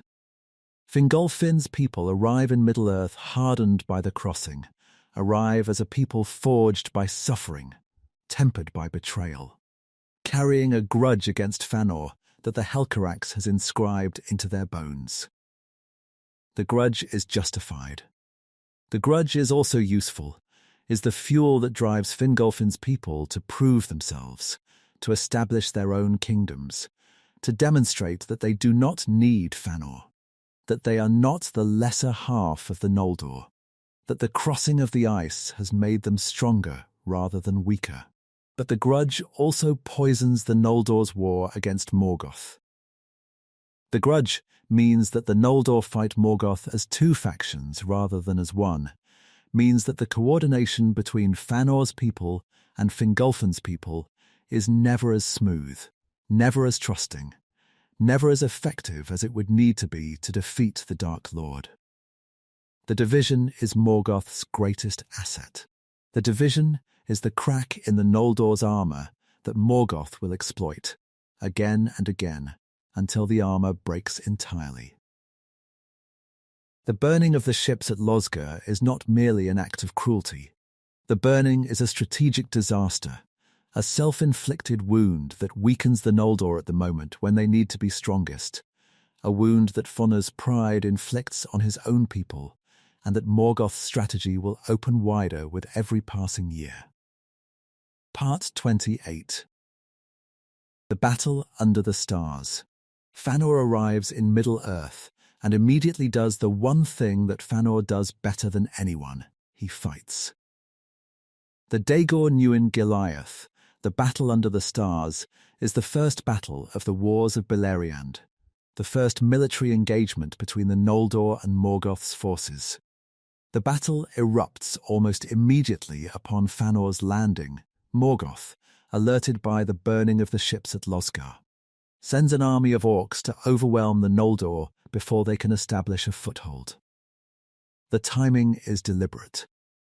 Morgoth understands that the Noldor are at their most vulnerable during the landing, are disorganized, are disembarking, are in the process of transitioning from a sea-borne host to a land-based army. Morgoth sends the orcs to strike at the moment of maximum confusion, hoping to destroy the Noldor in the chaos of arrival. The orcs expect easy prey. The orcs do not know what they are facing. Fëanor's host destroys Morgoth's army.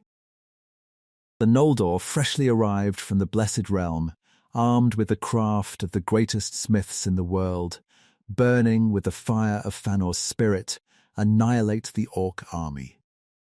The victory is total. The orcs are scattered, routed, driven back across the plains of Beleriand in a route so complete that the survivors carry the terror of the Noldor's arrival deep into Morgoth's territory. The Noldor are not ordinary warriors. The Noldor are the craftsmen of the Blessed Realm, the beings who forged their own weapons, who designed their own armor, who approach combat with the same precision and the same genius that they bring to every other form of craft. The Noldor's weapons are superior. The Noldor's armor is superior. The Noldor's tactical cohesion, forged in the fire of Fëanor's leadership and the urgency of the oath, is superior. The orcs have numbers. The Noldor have Fëanor.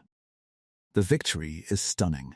The victory is the demonstration of everything that makes Fëanor extraordinary: the brilliance, the ferocity, the absolute refusal to be intimidated or overwhelmed or outmatched. Fëanor on the battlefield is Fëanor at his most magnificent, a warrior of such fury and such skill that the orcs break before him like waves against a cliff.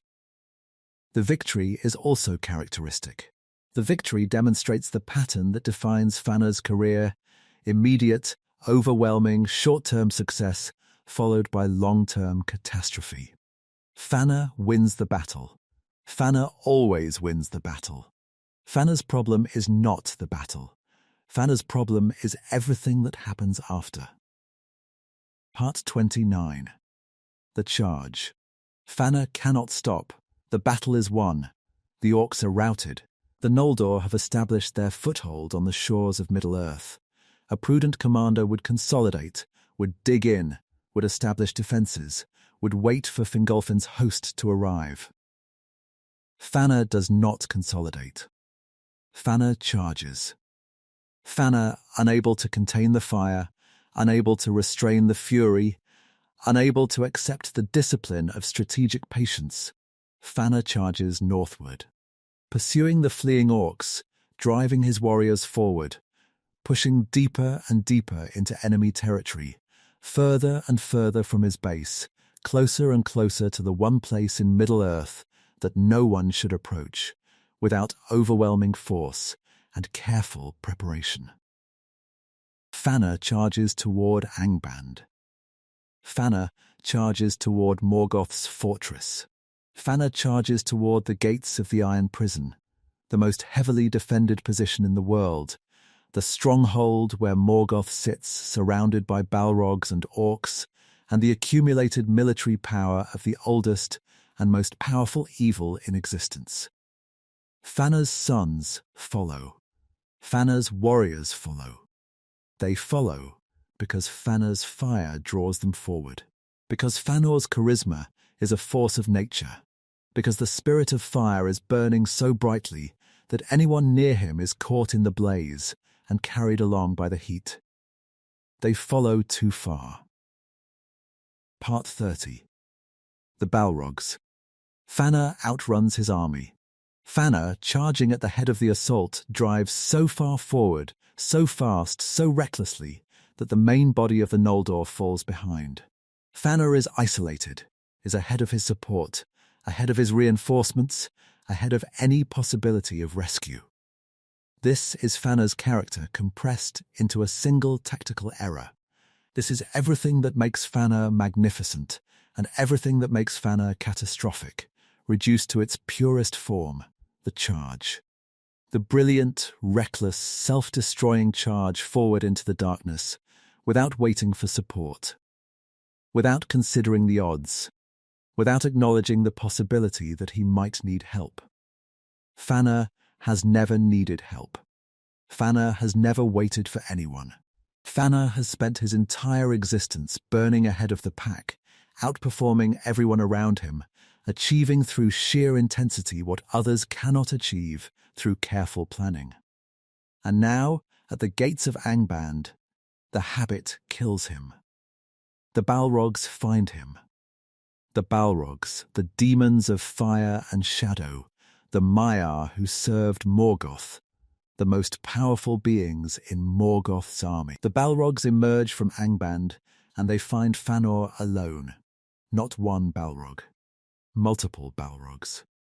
Tolkien says Fëanor was surrounded by the Balrogs, was caught, was encircled, was isolated in the field by multiple demons of fire, who converged on the Noldor's greatest warrior, the way wolves converge on a separated deer. Fëanor fights. Of course Fëanor fights.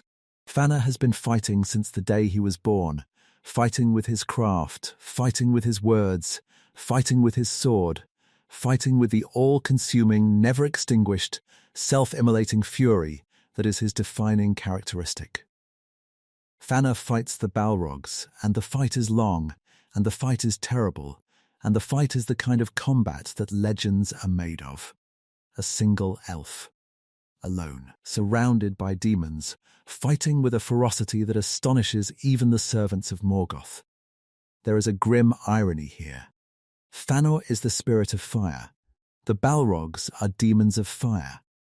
Fëanor, the being who burns, is killed by beings who burn.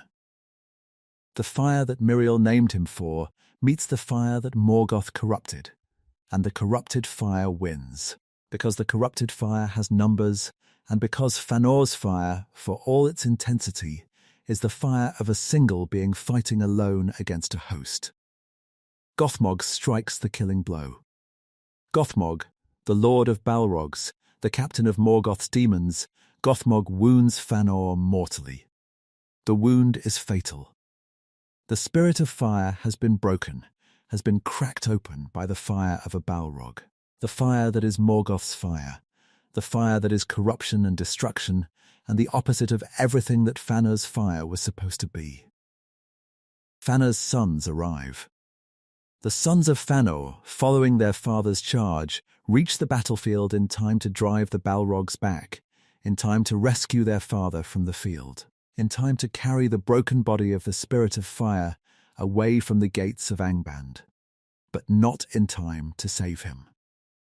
Part 31. The death of Fëanor. Fëanor's sons carry him south. Fëanor, dying, burning, consumed by the wounds that the Balrogs have inflicted, Fëanor is carried by his sons across the battlefield, away from Angband, toward the safety of the Noldor's camp. The journey is short. The journey is the longest journey in the world. 7 sons carrying a dying father across a battlefield strewn with the bodies of orcs and the wreckage of the war that their father started. 7 sons watching the fire in their father's eyes dim, watching the spirit of fire gutter, watching the blaze that has defined their entire existence reduce itself to embers. Fëanor does not reach the camp. On the slopes of the Ered Wethrin, the Mountains of Shadow, the range that borders the plain of Hithlum, Fëanor tells his sons to stop. Fëanor knows that he is dying. Fëanor knows that the wounds are mortal, that the fire in his body is guttering, that the spirit that has burned so brightly for so long is finally being consumed by a fire greater than itself. Fëanor looks north. Fëanor looks toward Angband, toward the fortress where Morgoth sits, toward the Iron Crown in which the Silmarils are set, toward the enemy that Fëanor crossed the sea and burned the ships and killed the Teleri and abandoned Fingolfin and defied the Valar to fight. The distance between Fëanor and the Silmarils is the distance between the mountainside and Angband is a few hundred miles of hostile territory, a few hundred miles of orcs and darkness, and the military power of the most powerful evil being in the world. The distance might as well be infinite. The distance might as well be the distance between the earth and the stars. Fëanor knows that he will never reach Angband. Fëanor knows that the Silmarils are beyond his reach, that the quest that has driven him across the world, that has cost him his honor and his kin and his soul, will never be completed. Fëanor knows that he has failed. And Fëanor, in his final act, in the last moments of the most extraordinary and most destructive life in the history of the Elves, Fëanor does not repent. Fëanor does not apologize. Fëanor does not ask forgiveness or express regret or acknowledge that any of his choices were wrong. Fëanor curses Morgoth 3 times. 3 curses, not prayers, not pleas, not the words of a dying man seeking peace with his maker. 3 curses, the final expressions of a fury so total that even death cannot extinguish it. And Fëanor commands his sons, commands them from his deathbed, with the authority of a father and the fire of a fanatic, to maintain the oath, to pursue the Silmarils, to carry the curse forward, to continue the war. The last thing Fëanor does in the world is to ensure that his destruction will outlive him. Part 32. The fire that consumed itself. Fëanor dies. And when Fëanor dies, his body does not lie still. Fëanor's body does not remain on the mountainside. Fëanor's body does not cool and stiffen the way that mortal bodies cool and stiffen. Fëanor's spirit is so fierce, so hot, so incandescent with the fire that has defined his entire existence, that when the spirit departs, the body catches fire. Fëanor's corpse burns. The physical form that housed the spirit of fire is consumed by the fire itself, is reduced to ash, is scattered on the wind, is dissolved by the heat of a spirit that was too intense for the physical world to contain. The image is unforgettable. The image of a dead elf's body spontaneously igniting on a mountainside, the flesh burning, the bones burning, the armor melting, the ash scattering in the wind of Beleriand. The image is the most visually powerful death in the Silmarillion. No grave for Fëanor. No tomb, no barrow, no resting place. Fëanor's fire consumes even his remains, leaves nothing behind, nothing to mourn over, nothing to visit, nothing to mark the place where the most extraordinary elf in history stopped being alive. No elf has ever died this way. No elf's spirit has ever been so hot that it burned the body it left behind. The elves are immortal. Their spirits do not depart unless their bodies are destroyed, and their spirits, when they do depart, go to the halls of Mandos, where they wait and where they may eventually return to the living world in new bodies. Fëanor's spirit goes to Mandos. Fëanor's spirit will never return. The doom of Mandos, the prophecy that was spoken on the shores of the Blessed Realm, includes a specific judgment for Fëanor. Fëanor will remain in the halls of Mandos until the end of the world. Fëanor will not be re-embodied. Fëanor will not return to the living world. Fëanor will sit in the halls of the dead, waiting, burning, even in death, until the world is remade and the Silmarils are recovered and the music of the Ainur is sung again. Other elves return from Mandos. Glorfindel returns, is re-embodied, is sent back to Middle-earth, is given a second life. But Fëanor does not return. Fëanor's fire is too dangerous to release into the world again. Fëanor's spirit is too volatile, too destructive, too incandescent to be trusted with another body and another life. The halls of Mandos contain many spirits. The halls of Mandos contain only one fire. Fëanor's death is the death of the most gifted being who ever lived. And the death changes nothing. The oath survives Fëanor. The curse survives Fëanor. The war survives Fëanor. The 7 sons who swore the oath with their father are still bound by it, are still compelled by it, still driven by it, still carrying the fire that their father lit and that their father's death has not extinguished. Part 33. What Fëanor left behind. Fëanor is dead within days of arriving in Middle-earth. The most dangerous elf in history, the elf who defied the gods, murdered the Teleri, burned the ships, and charged into the gates of hell, survives for less than a week on the continent he crossed the world to reach. The brevity of Fëanor's time in Middle-earth is one of the great ironies of the Silmarillion. Fëanor's impact on the world is immeasurable, is felt for thousands of years, across ages, across continents, across the entire span of Tolkien's mythology. But Fëanor's actual presence in Middle-earth is vanishingly brief. Fëanor arrives, fights one battle, charges too far forward, is killed by Balrogs, and dies on a mountainside. The spirit of fire, who crossed the sea and burned the ships and defied the gods to reach this continent, is extinguished before the first week is out. Think about the scale of that asymmetry. Think about the ratio between what Fëanor does in Middle-earth and what Fëanor's legacy does in Middle-earth. The asymmetry is the lesson. The asymmetry is the point. Fëanor demonstrates that the most dangerous beings are not the beings who personally cause the most damage. The most dangerous beings are the beings who set processes in motion, who build machines, who speak oaths, who create systems that operate independently of their creator, and that continue to produce destruction long after the creator is gone. Everything that follows, every kingdom, every battle, every alliance, every betrayal, every kinslaying, every tragedy, happens in Fëanor's absence. The destruction is done by the machine that Fëanor built and set in motion, the oath, the curse, the seven sons, the faction of the Noldor that carries Fëanor's name and Fëanor's legacy. The machine runs without its maker. The fire burns without the hand that lit it. Compare this to Morgoth. Morgoth is present for the entire First Age.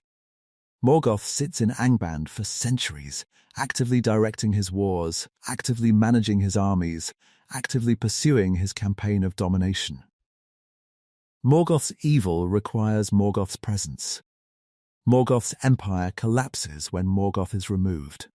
Fëanor's evil, if we can call it evil, if we can call the oath and the kinslayings the product of evil rather than of wounded brilliance, Fëanor's destructive legacy does not require Fëanor's presence.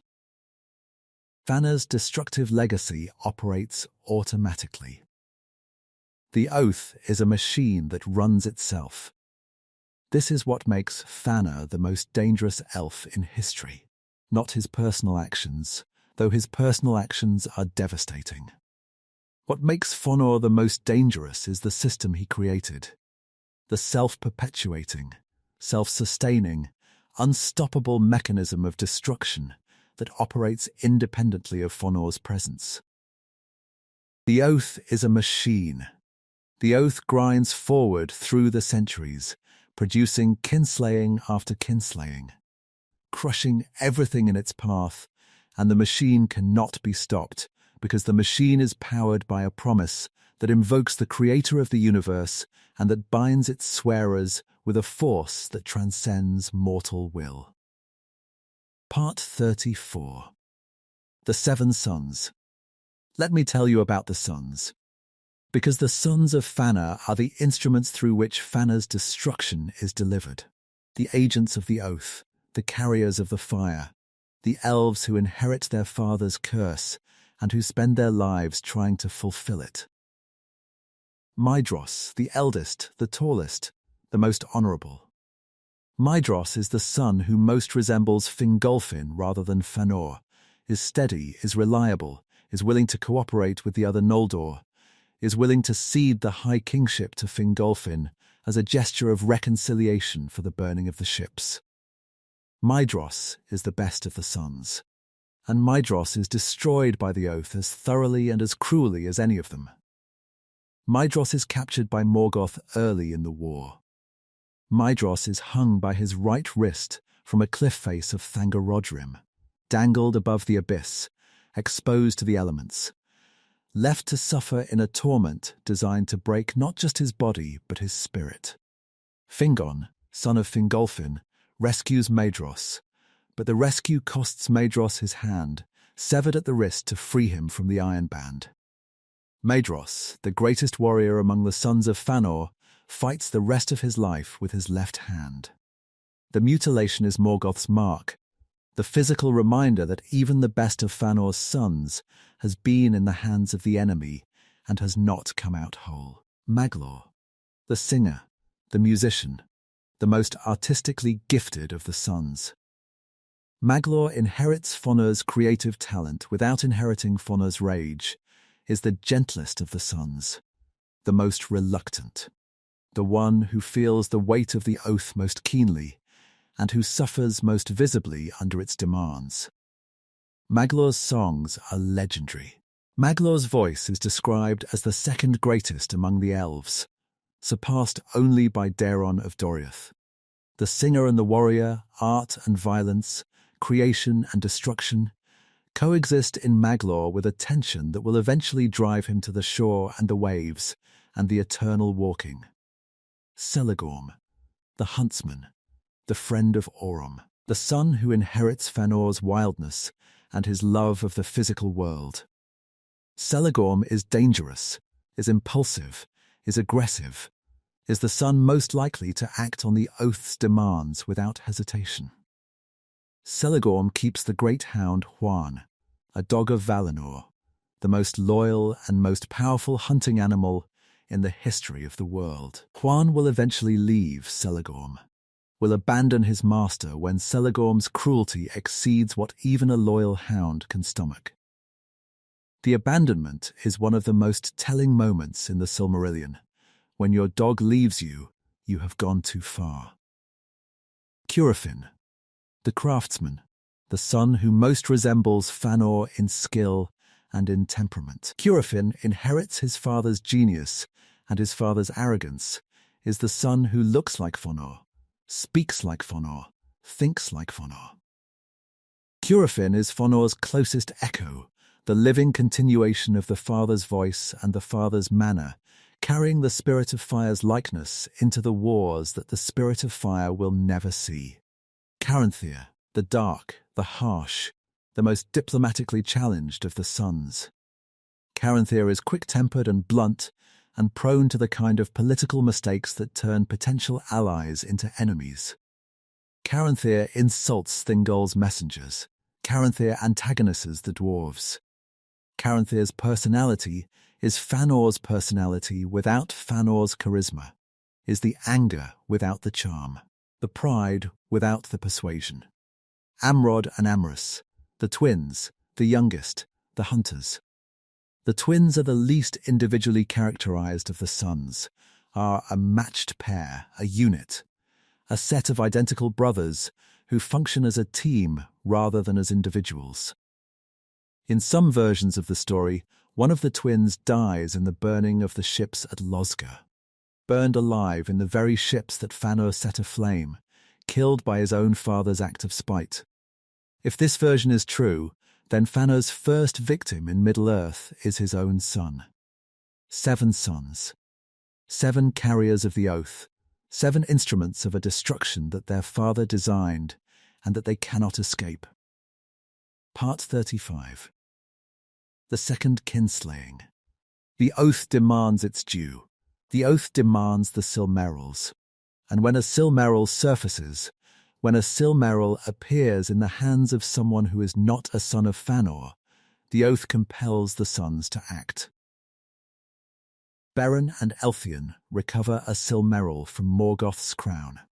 The quest of Beren and Elthian, the most famous love story in the Silmarillion, the tale that Tolkien loved above all others, the story that is engraved on the tombstone that Tolkien shares with his wife, the quest succeeds.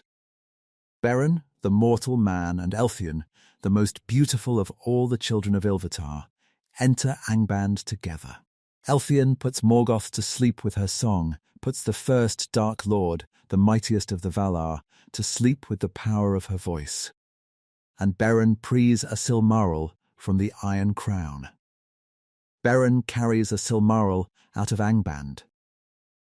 The Silmaril is free. The irony is devastating. The Silmaril that the sons of Fëanor could never recover. The Silmaril that the oath demanded and that Fëanor died trying to reach is recovered by a mortal man and an elf maiden, using love and courage and song rather than swords and oaths and war. The Silmaril is freed by everything that Fëanor was not, by humility, by partnership, by the willingness to risk everything without demanding that others risk it too. The Silmaril passes to Thingol, the king of Doriath. The Silmaril was the price that Thingol set for Elthian's hand, the impossible bride price, the task that was supposed to kill Beren and that Beren survived. The Silmaril sits in Thingol's treasury. The Silmaril shines in Doriath. The Silmaril is in the hands of an elf who is not a son of Fëanor. The oath awakens. The sons of Fëanor send messages to Thingol, demanding the Silmaril, invoking the oath, threatening war if the jewel is not surrendered. Thingol refuses. Thingol regards the Silmaril as his by right, the price that was paid for his daughter's hand, recovered by his son-in-law from the crown of the enemy.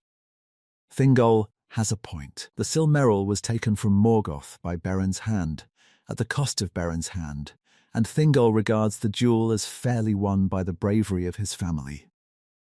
The sons of Fëanor do not care about fairness.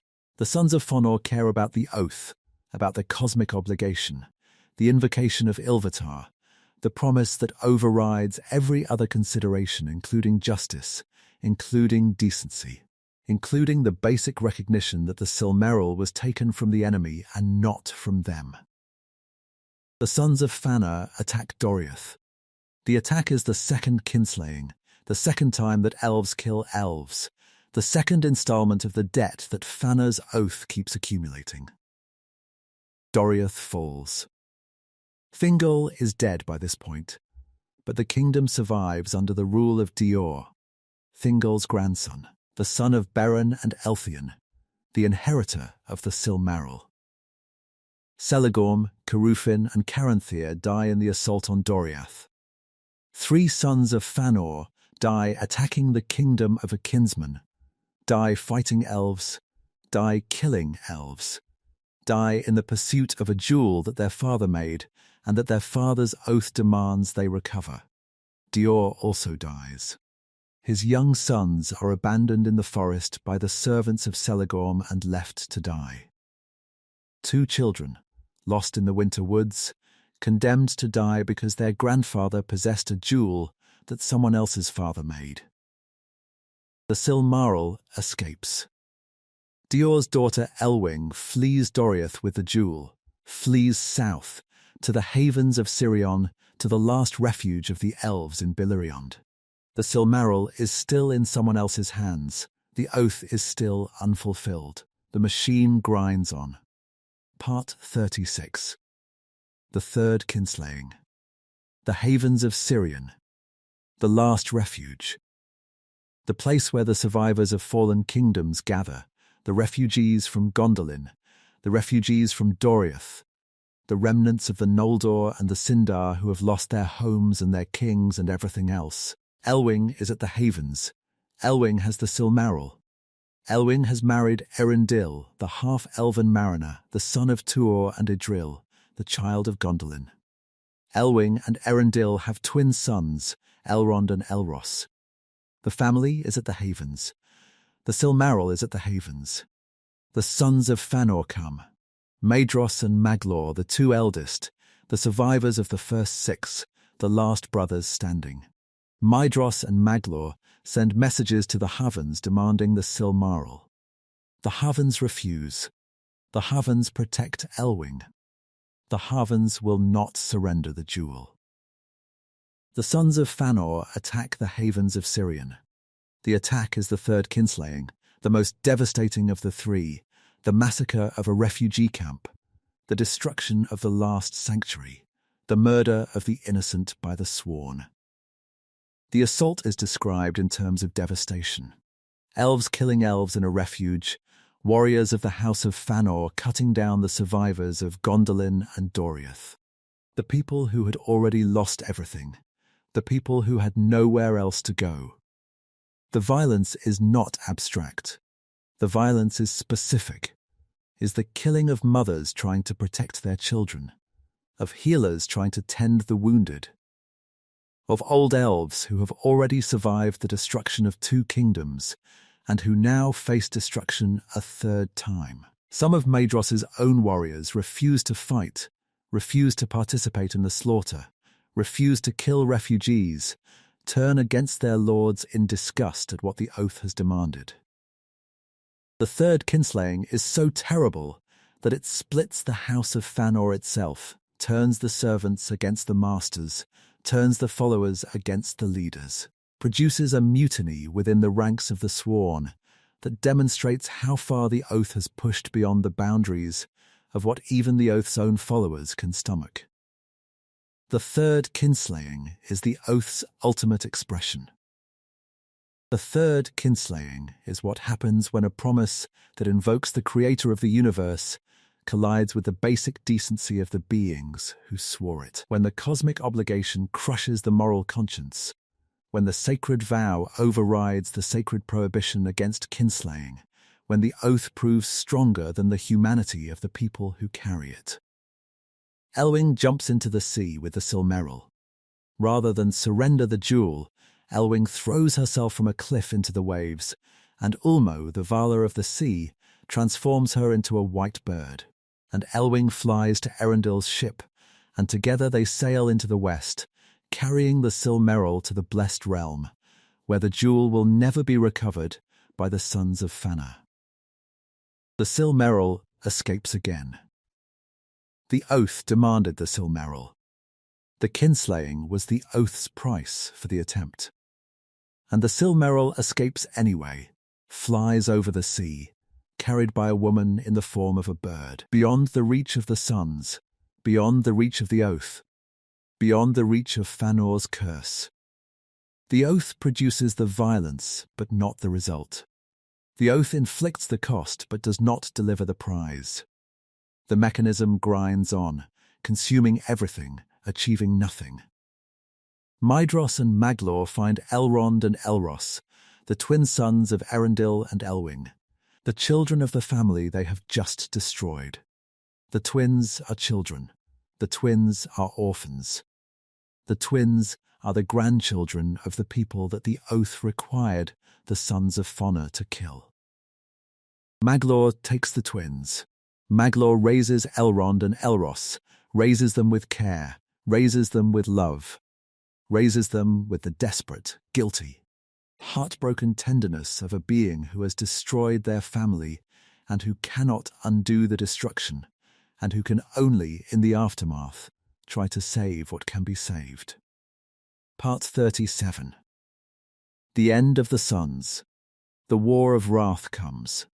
The Valar finally intervene, finally send the armies of the Blessed Realm to Middle-earth, finally marshal the forces that could have been marshalled at the beginning, finally bring the overwhelming military power of the Divine against the fortress of Angband. The War of Wrath is the war that Fëanor wanted the Noldor to fight alone. The War of Wrath is the war that the Noldor could not win. The war that required the Valar's armies, the Valar's power, the Valar's willingness to engage directly with Morgoth. The War of Wrath proves that Fëanor was wrong, proves that the Noldor could not defeat Morgoth alone, proves that the independence that Fëanor demanded was a death sentence, proves that the Valar's aid was not a luxury, but a necessity. The War of Wrath also proves that the doom of Mandos was accurate. The Noldor's works have come to nothing. The kingdoms have fallen. The heroes are dead. The Silmarils are still in Morgoth's crown. Everything that the Noldor built in Beleriand, every city, every fortress, every alliance, every kingdom, has been destroyed. The exile has accomplished nothing. The suffering has produced nothing. The blood of the Teleri and the blood of the kinslayings, and the blood of 500 years of war, all of it has been spilled for nothing, because the Noldor alone could not accomplish what Fëanor promised they could. Angband falls. Morgoth is defeated. The Iron Crown is recovered. The two Silmarils that remain in the crown, two of the three, the third being with Erendil. Shining as the evening star, the two remaining Silmarils are taken from Morgoth's head by the victorious forces of the Valar. Maedhros and Maglor are the last sons of Fëanor. 5 brothers are dead, killed in battle, killed in kinslayings, killed by the war that their father started and that their oath perpetuated. 2 remain, Maedhros and Maglor, the eldest and the second-born, the leader and the singer, the most honourable and the most sensitive, the 2 sons who have endured the most and who feel the weight of the oath most keenly. The 2 Silmarils are in the camp of the Valar's host. The 2 Silmarils are guarded by the victorious army. The 2 Silmarils are within reach, within physical reach, for the first time since Morgoth stole them from Formenos, within the possible grasp of the sons of Fëanor. Maglor hesitates. Maglor argues that the oath should be abandoned, that the oath has demanded enough blood, that the sons of Fëanor have paid enough, that the curse has run its course, and that the time has come to stop. Maglor argues for peace. Maglor argues for surrender. Maglor, the singer, the gentle one. The son who has carried the oath for centuries with a soul that was never built to carry it, Maglor wants to stop. Maedhros does not hesitate. Maedhros, the honourable one, the one who ceded the kingship, the one who tried harder than any other son to balance the demands of the oath against the demands of decency, Maedhros is broken. The centuries of killing have broken him. The 3 kinslayings have broken him. The loss of his brothers, the loss of his honour, the loss of everything that made him Maedhros rather than merely a son of Fëanor, the losses have stripped Maedhros down to the oath and nothing else. Maedhros says, the oath stands. The oath must be fulfilled. The Silmarils must be taken. Part 38. The theft. Maedhros and Maglor steal the Silmarils. Under cover of darkness, by deception, the last 2 sons of Fëanor infiltrate the camp of the victorious army, kill the guards who stand between them and the jewels, and take the 2 remaining Silmarils. The theft is the final crime, the last in the long chain of crimes that the oath has demanded. The theft requires the sons of Fëanor to kill again, to kill the guards of the Valar's host, to shed the blood of people who have just won the war against Morgoth, to murder the victors on the day of victory. The theft is a crime committed against the army that has just saved the world, against the forces that crossed the sea from the Blessed Realm to destroy Morgoth, that fought the War of Wrath, that broke Angband and captured the Iron Crown and ended the 1,000-year reign of the first Dark Lord. The sons of Fëanor are not thieves by nature. Maedhros and Maglor are not criminals, are not beings who would choose, under any normal circumstances, to sneak into a camp and kill guards and steal jewels. Maedhros and Maglor are doing this because the oath demands it, because the promise that their father spoke in the darkness of Valinor, the promise that they swore with drawn swords on the hill of Tana, the promise that invokes the name of Ilvatar and calls for everlasting darkness. The promise is still binding. The promise is still active. The promise is still compelling them forward, driving them forward, pushing them through one more crime, one more violation, one more step in the endless march of destruction that their father set in motion. Enwi, the herald of the Valar, allows them to leave. Enwi does not pursue the sons of Fëanor. En lets them go, lets them walk away with the Silmarils, lets them carry the stolen jewels into the wilderness. The mercy is deliberate. The mercy is the Valar's final statement on the House of Fëanor.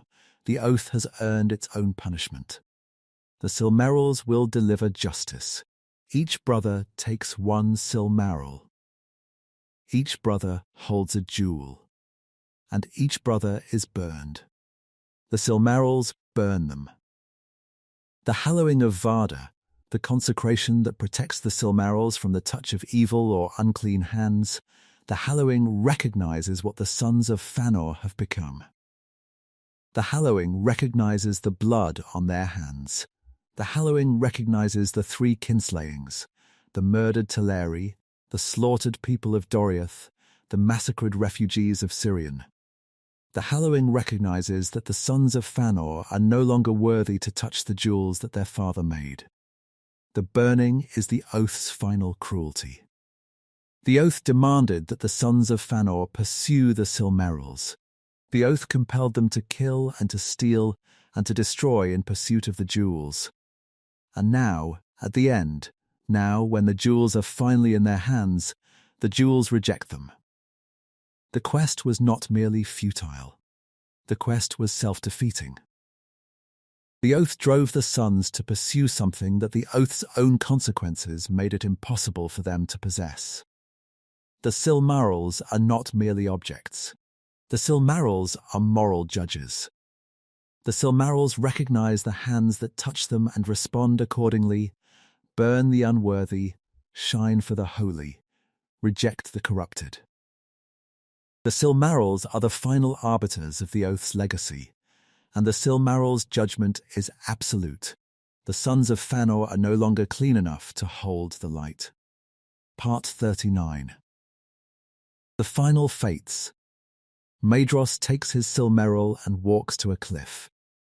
A chasm in the earth, a fissure opened by the war of wrath, a crack in the world's surface that reaches down into the fires below. Maedhros holds the jewel that is burning his hand, the jewel that he has spent his entire life pursuing, the jewel that represents everything his father created and everything his father destroyed. What does Maedhros think about in that moment? Does Maedhros think about his father, about the spirit of fire who burned so brightly and who set this entire chain of destruction in motion? Does Maedhros think about his brothers, about the 5 who died before him, killed in battles and kinslayings that the oath demanded? Does Maedhros think about the hand he lost on Thangorodrim, about the years of captivity, the years of pain, the years of trying to be honourable in a situation that the oath made dishonourable? Maedhros looks at the Silmaril, and Maedhros jumps. Maedhros throws himself into the chasm with the Silmaril. The fire takes him. The earth swallows him.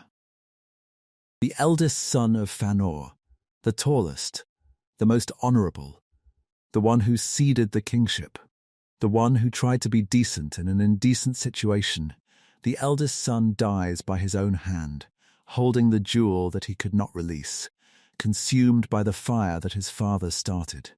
Maglor takes his Silmaril and walks to the sea.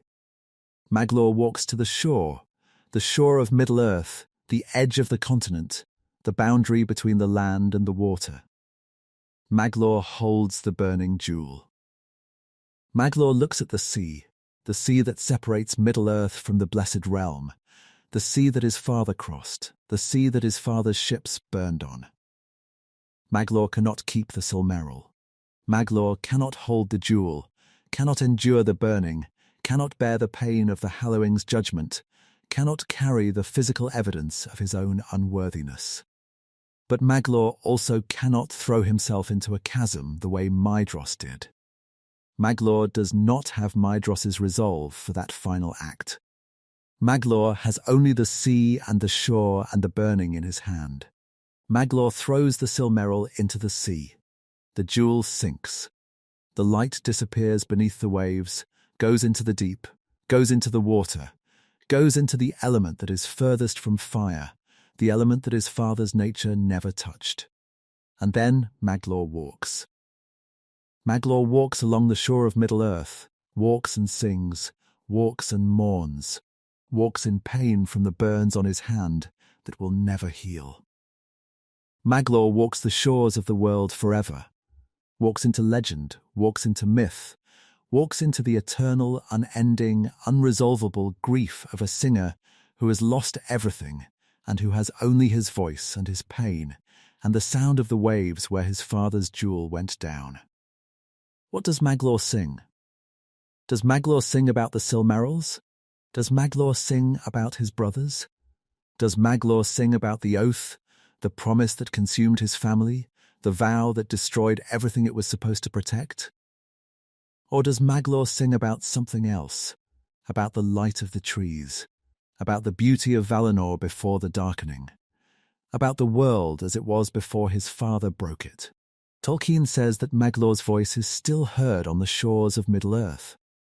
Whether this means that Maglor is still alive, still walking, still singing, still carrying the burns of the Silmaril on his hand, or whether Maglor's songs have become part of the landscape, woven into the sound of the waves, is left unresolved.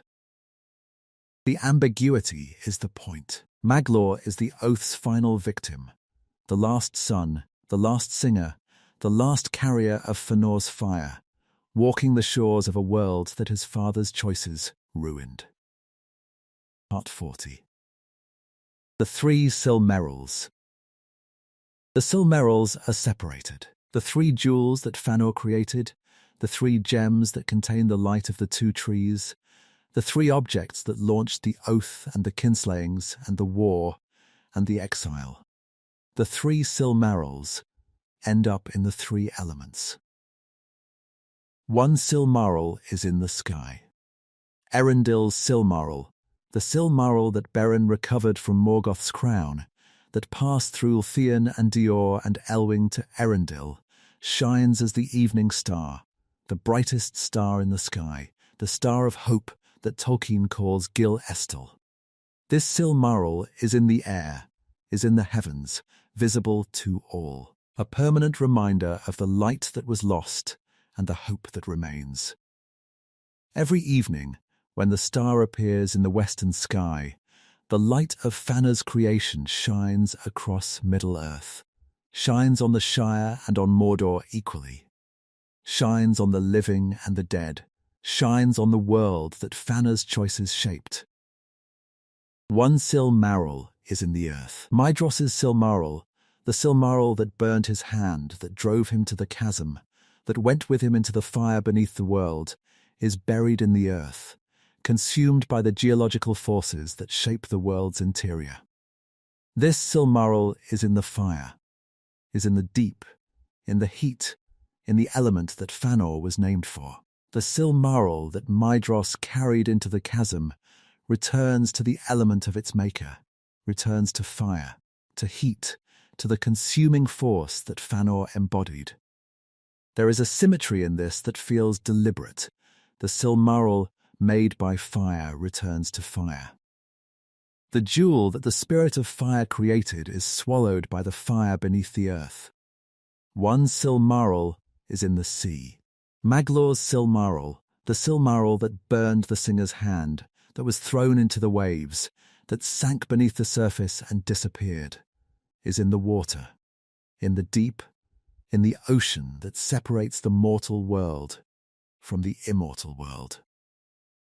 This Silmaril is lost, is beyond recovery, beyond reach, beyond the grasp of anyone who might seek it.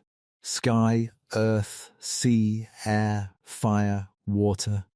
The three elements claim the three jewels, and the jewels are separated forever, are distributed across the world, are placed beyond the reach of any single being, are kept apart by the fundamental structure of the physical world. The separation is the final resolution of Fëanor's legacy. The jewels that Fëanor made cannot be gathered. The jewels that Fëanor's oath demanded cannot be recovered. The quest that drove the Noldor into exile and the sons of Fëanor into damnation is, at last, proven impossible, not merely difficult, not merely improbable, but physically, structurally, elementally impossible. The world itself has claimed the Silmarils. The world itself has rendered the oath unfulfillable. Part 41. The Chain of Light. But the light survives. The light of the Silmarils, the light of the two trees, captured and preserved by Fëanor's genius, the light does not end with the Silmarils' separation. The light continues. The light echoes forward through the mythology, through the ages, through the entire span of Tolkien's world.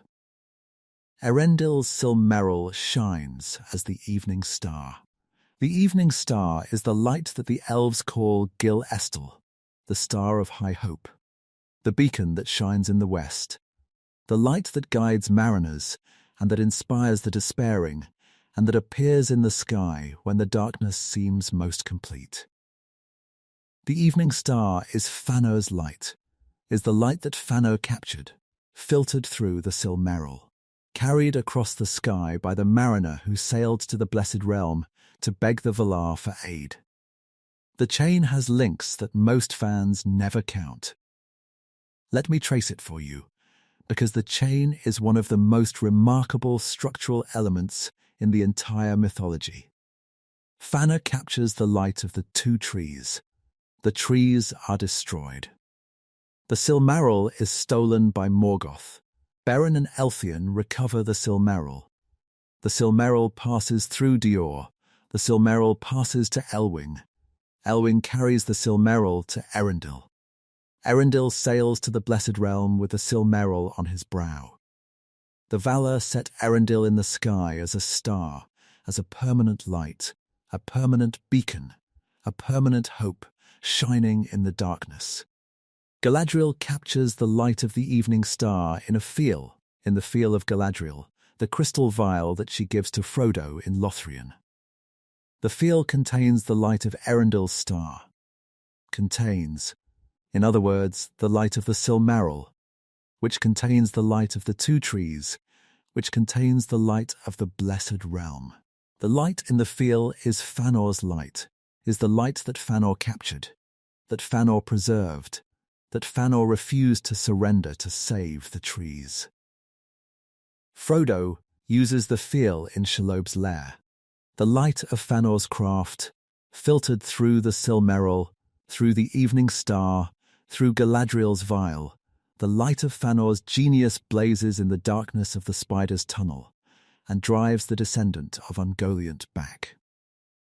The light that Fëanor captured from the trees is used, thousands of years after Fëanor's death, to fight the spawn of the being that destroyed the trees. Sam uses the Fiel in the Tower of Cirith Ungol. Sam holds the Fiel and speaks in Elvish, speaks words he does not fully understand, invokes the light of Elendil, invokes the light that traces its origin through 6,000 years of history back to a craftsman in the Blessed Realm who refused to let the beauty of the two trees die. The chain is unbroken. Fëanor captures the tree's light in the Silmarils. Beren recovers a Silmaril from Morgoth. Elendil carries the Silmaril to the sky. Galadriel captures the Silmaril's light in a phial. Frodo uses the Fiel against Shelob. Sam uses the Fiel in the Orc Tower. The light of Fëanor's creation travels from the beginning of days to the end of the Third Age. Travels across millennia, across continents, across the entire span of the mythology, and arrives at the precise moment when it is needed most. The chain means that Fëanor's greatest creation, the creation that he refused to surrender, the creation that launched the oath and the kinslayings and the exile, Fëanor's greatest creation ultimately serves the purpose that Fëanor refused to serve. The light saves the world. The light that Fëanor hoarded for himself ends up in the hands of a hobbit, used to fight a spider in a tunnel, contributing to the chain of events that destroys the One Ring and saves Middle-earth. The Creator's refusal is overridden by the creation's journey. The Silmaril does what Fëanor would not. Serves the world. Serves the light. Serves the cause that transcends the possessiveness of any single creator. Part 42. Fëanor's legacy in the Third Age. Fëanor dies in the First Age. But Fëanor's influence extends far beyond his death. Extends through the Second Age, through the Third Age, through the War of the Ring, through the entire subsequent history of Middle-earth. The Palantry that Fëanor created survive into the Third Age. The Seeing Stones, the communication devices that Fëanor made, possibly in Valinor, that were brought to Middle-earth by the Noldor, the Palantry are used by the Nadain, by the kings of Gondor, by the stewards. Saruman uses a Palantir to communicate with Sauron. Denethor uses a Palantir to monitor the enemy. Pippin looks into a Palantir and is seen by Sauron. Aragorn looks into a palantir and challenges Sauron. Fëanor's craft shapes the War of the Ring. The Palantri are instruments of Fëanor's genius, are tools that Fëanor made, that carry Fëanor's skill and Fëanor's creative power across the ages. The Palantri are among the most consequential objects in The Lord of the Rings, are pivotal to the plot, pivotal to the strategy, pivotal to the outcome of the war. Fëanor's hands shaped these stones. Fëanor's mind conceived these devices. Fëanor's genius produced these tools that would be used thousands of years later in a war that Fëanor never imagined. The Tengwar survive. The writing system that Fëanor created, the script, the alphabet, the method of recording language, persists through the ages. The Tengwar are used in Gondor, in Rivendell, in the inscription on the One Ring. The words that Gandalf reads on the doors of Durin are written in a script that Fëanor devised. The language of the inscription on the ring is rendered in letters that Fëanor designed. Fëanor is present in The Lord of the Rings even though Fëanor has been dead for 6,000 years. Fëanor's craft, Fëanor's creations, Fëanor's works, they persist, they endure, they continue to shape the world long after the Maker has been reduced to ash on a mountainside in Beleriand. Part 43. The comparison to Sauron. Let me say something that will make some fans uncomfortable. Fëanor and Sauron are not as different as fans would like to believe. Both are craftsmen. Both are creators whose greatest works become instruments of destruction. Both pour their essence into their creations, Sauron into the ring, Fëanor into the Silmarils. Both create objects so powerful and so desirable that the objects generate their own gravitational fields of conflict, attract violence, attract covetousness, attract the worst impulses of every being who encounters them. Both lose part of themselves in the act of creation. Sauron pours a great part of his native power into the One Ring, weakens himself permanently, makes himself dependent on the ring's survival, binds his fate to the fate of his creation. Fëanor pours so much of his spirit into the Silmarils that he can never make their like again, exhausts his creative capacity, binds his identity to the jewels, makes the Silmarils the measure and the meaning of his existence. Both creators become smaller than their creations. Both creators are diminished by the act of making, are reduced, are hollowed, are left dependent on the objects that they made. The comparison is not perfect. Sauron creates the ring deliberately, creates it as a weapon, designs it as an instrument of domination, intends it to be the mechanism through which he controls the world. Fëanor creates the Silmarils without malicious intent, creates them as works of art, as expressions of beauty, as celebrations of the light that sustains the Blessed Realm. The intent is different. The result is similar. The Silmarils generate 3 kinslayings. The ring generates the War of the Ring. The Silmarils destroy the elven kingdoms of Beleriand. The ring threatens to destroy the kingdoms of Middle-earth. The Silmarils drive their possessors to madness and violence. The ring drives its bearers to corruption and despair. The parallels are uncomfortable, the parallels are instructive, and the parallels illuminate the central tragedy of Fëanor's character. Fëanor is not a villain, but Fëanor's creations produce the same kind of destruction that a villain's creations produce. The difference, the crucial, irreducible, heartbreaking difference, is that Sauron wants the destruction. Sauron designs the ring to dominate. Fëanor does not want the destruction. Fëanor creates the Silmarils to preserve beauty. The destruction that the Silmarils produce is not Fëanor's intention, is the unintended consequence of creating something so beautiful that the world cannot contain it without tearing itself apart. Part 44. The comparison to Morgoth. Let me push further. Let me make the comparison that is even more uncomfortable. Fëanor and Morgoth mirror each other. Both are the mightiest of their kind. Fëanor the mightiest of the Elves, Morgoth the mightiest of the Valar. Both are defined by their creative power. Fëanor as the greatest craftsman, Morgoth as the most powerful of the beings who shaped the world. Both lose their creative power, Fëanor through death, Morgoth through the dissipation of his spirit into the corruption of the earth. Both become possessive to the point of insanity, Fëanor of the Silmarils, Morgoth of the Silmarils and of Middle-earth itself. Both choose destruction over surrender, choose war over peace, pride over wisdom, the burning of everything over the yielding of anything. Tolkien sees this. Tolkien designs this.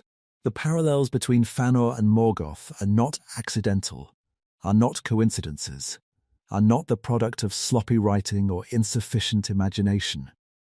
The parallels are deliberate. Tolkien is showing us that the same qualities that make Fëanor magnificent, the fire, the intensity, the refusal to compromise, the absolute commitment to his vision, are the same qualities that make Morgoth monstrous. The difference is degree, not kind. The difference is that Fëanor's fire burns for creation, and Morgoth's fire burns for domination. But fire, regardless of what it burns for, burns. The lesson is devastating. The lesson is that the most dangerous being in the world is not the being who intends evil, but the being who intends good with insufficient wisdom.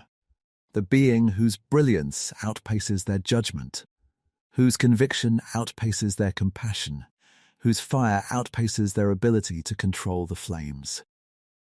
Part 45. What Fëanor Destroyed. Let me catalogue the destruction. Let me lay out, plainly and clearly, the full scope of what Fëanor's choices cost the world. Fëanor destroyed the peace of Valinor. Before Fëanor, the Blessed Realm was at peace, was the paradise that the Valar designed, the sanctuary that the Elves inhabited, the place where the children of Ilúvatar were meant to live in safety and in bliss. Fëanor introduced violence to the Blessed Realm. Fëanor drew a sword on his brother. Fëanor shattered the covenant of peace that had governed the Elves since their arrival in Valinor. Fëanor destroyed the Teleri. The first kinslaying at Alqualond, the murder of the Sea Elves, the theft of their ships, the blood on the quays of the harbour, is Fëanor's crime. The Teleri were innocent. The Teleri were bystanders. The Teleri were a people who wanted nothing more than to sail their ships and to live in peace, and Fëanor killed them because they stood between him and the sea. Fëanor destroyed the unity of the Noldor. The burning of the ships at Losgtar split the Noldor into factions that never fully reunited. Factions that fought Morgoth as divided allies rather than as a united people.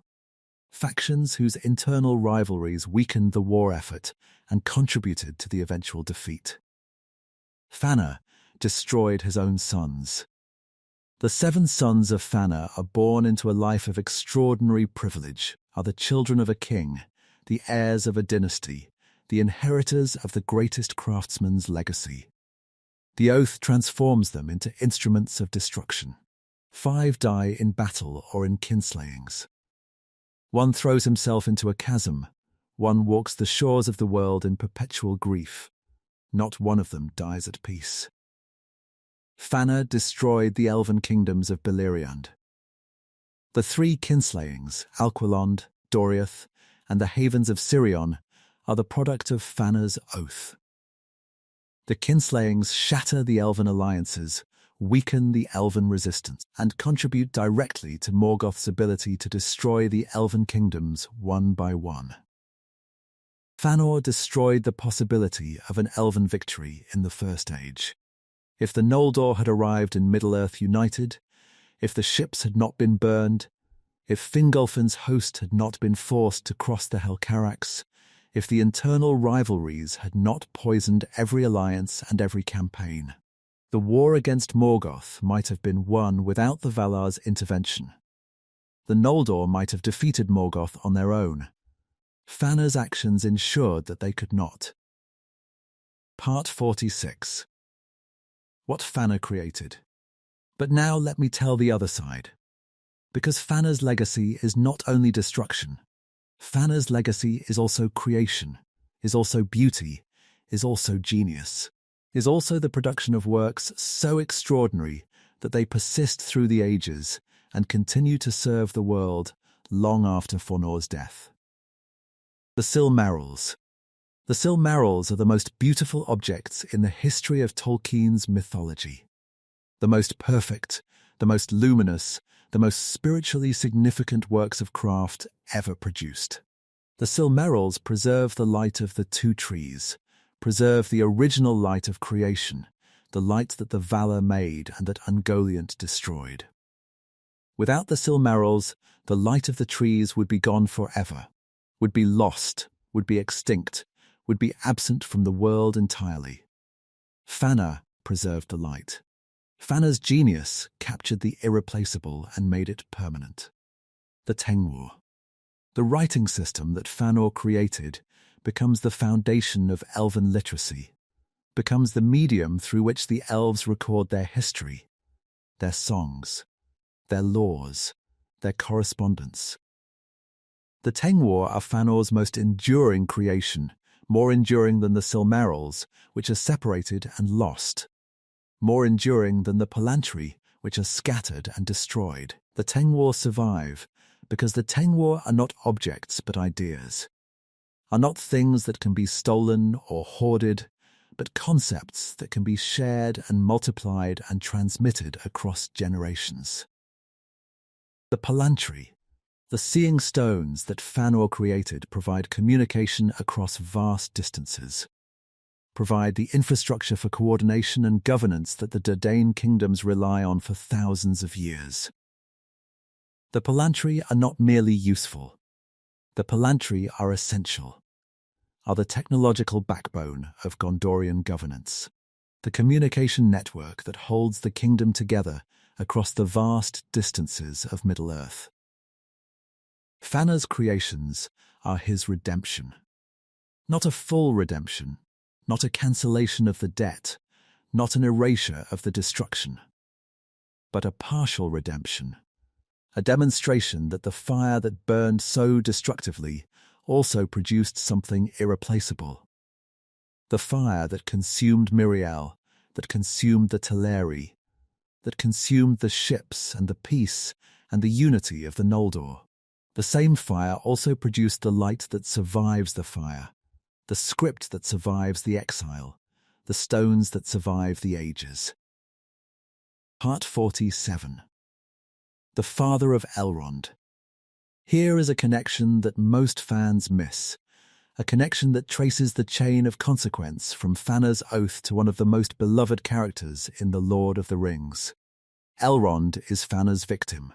Elrond is the grandson of people that Fëanor's sons killed.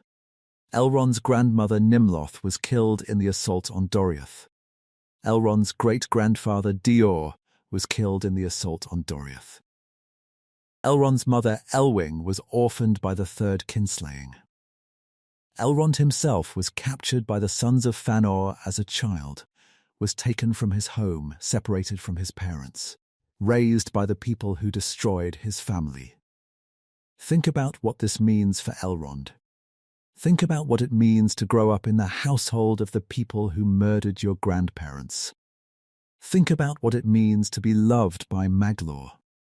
Genuinely loved, cared for, raised with tenderness, while knowing that Maglor is the brother of the elves who killed your kin. Think about the complexity of that relationship, the gratitude for the care, the fury at the cause, the impossible emotional architecture of a childhood built on the ruins of a massacre. And Elrond does not carry the hatred forward. Elrond, who has every reason in the world to curse the name of Fëanor and the house of Fëanor and every elf who ever followed Fëanor, Elrond does not curse. Elrond builds Rivendell. Elrond creates a sanctuary. Elrond creates the last homely house, the place of peace, the place of refuge, the place where travelers rest and where councils are held, and where the wounds of the world are tended with patience and compassion. Rivendell is the anti-Fëanor.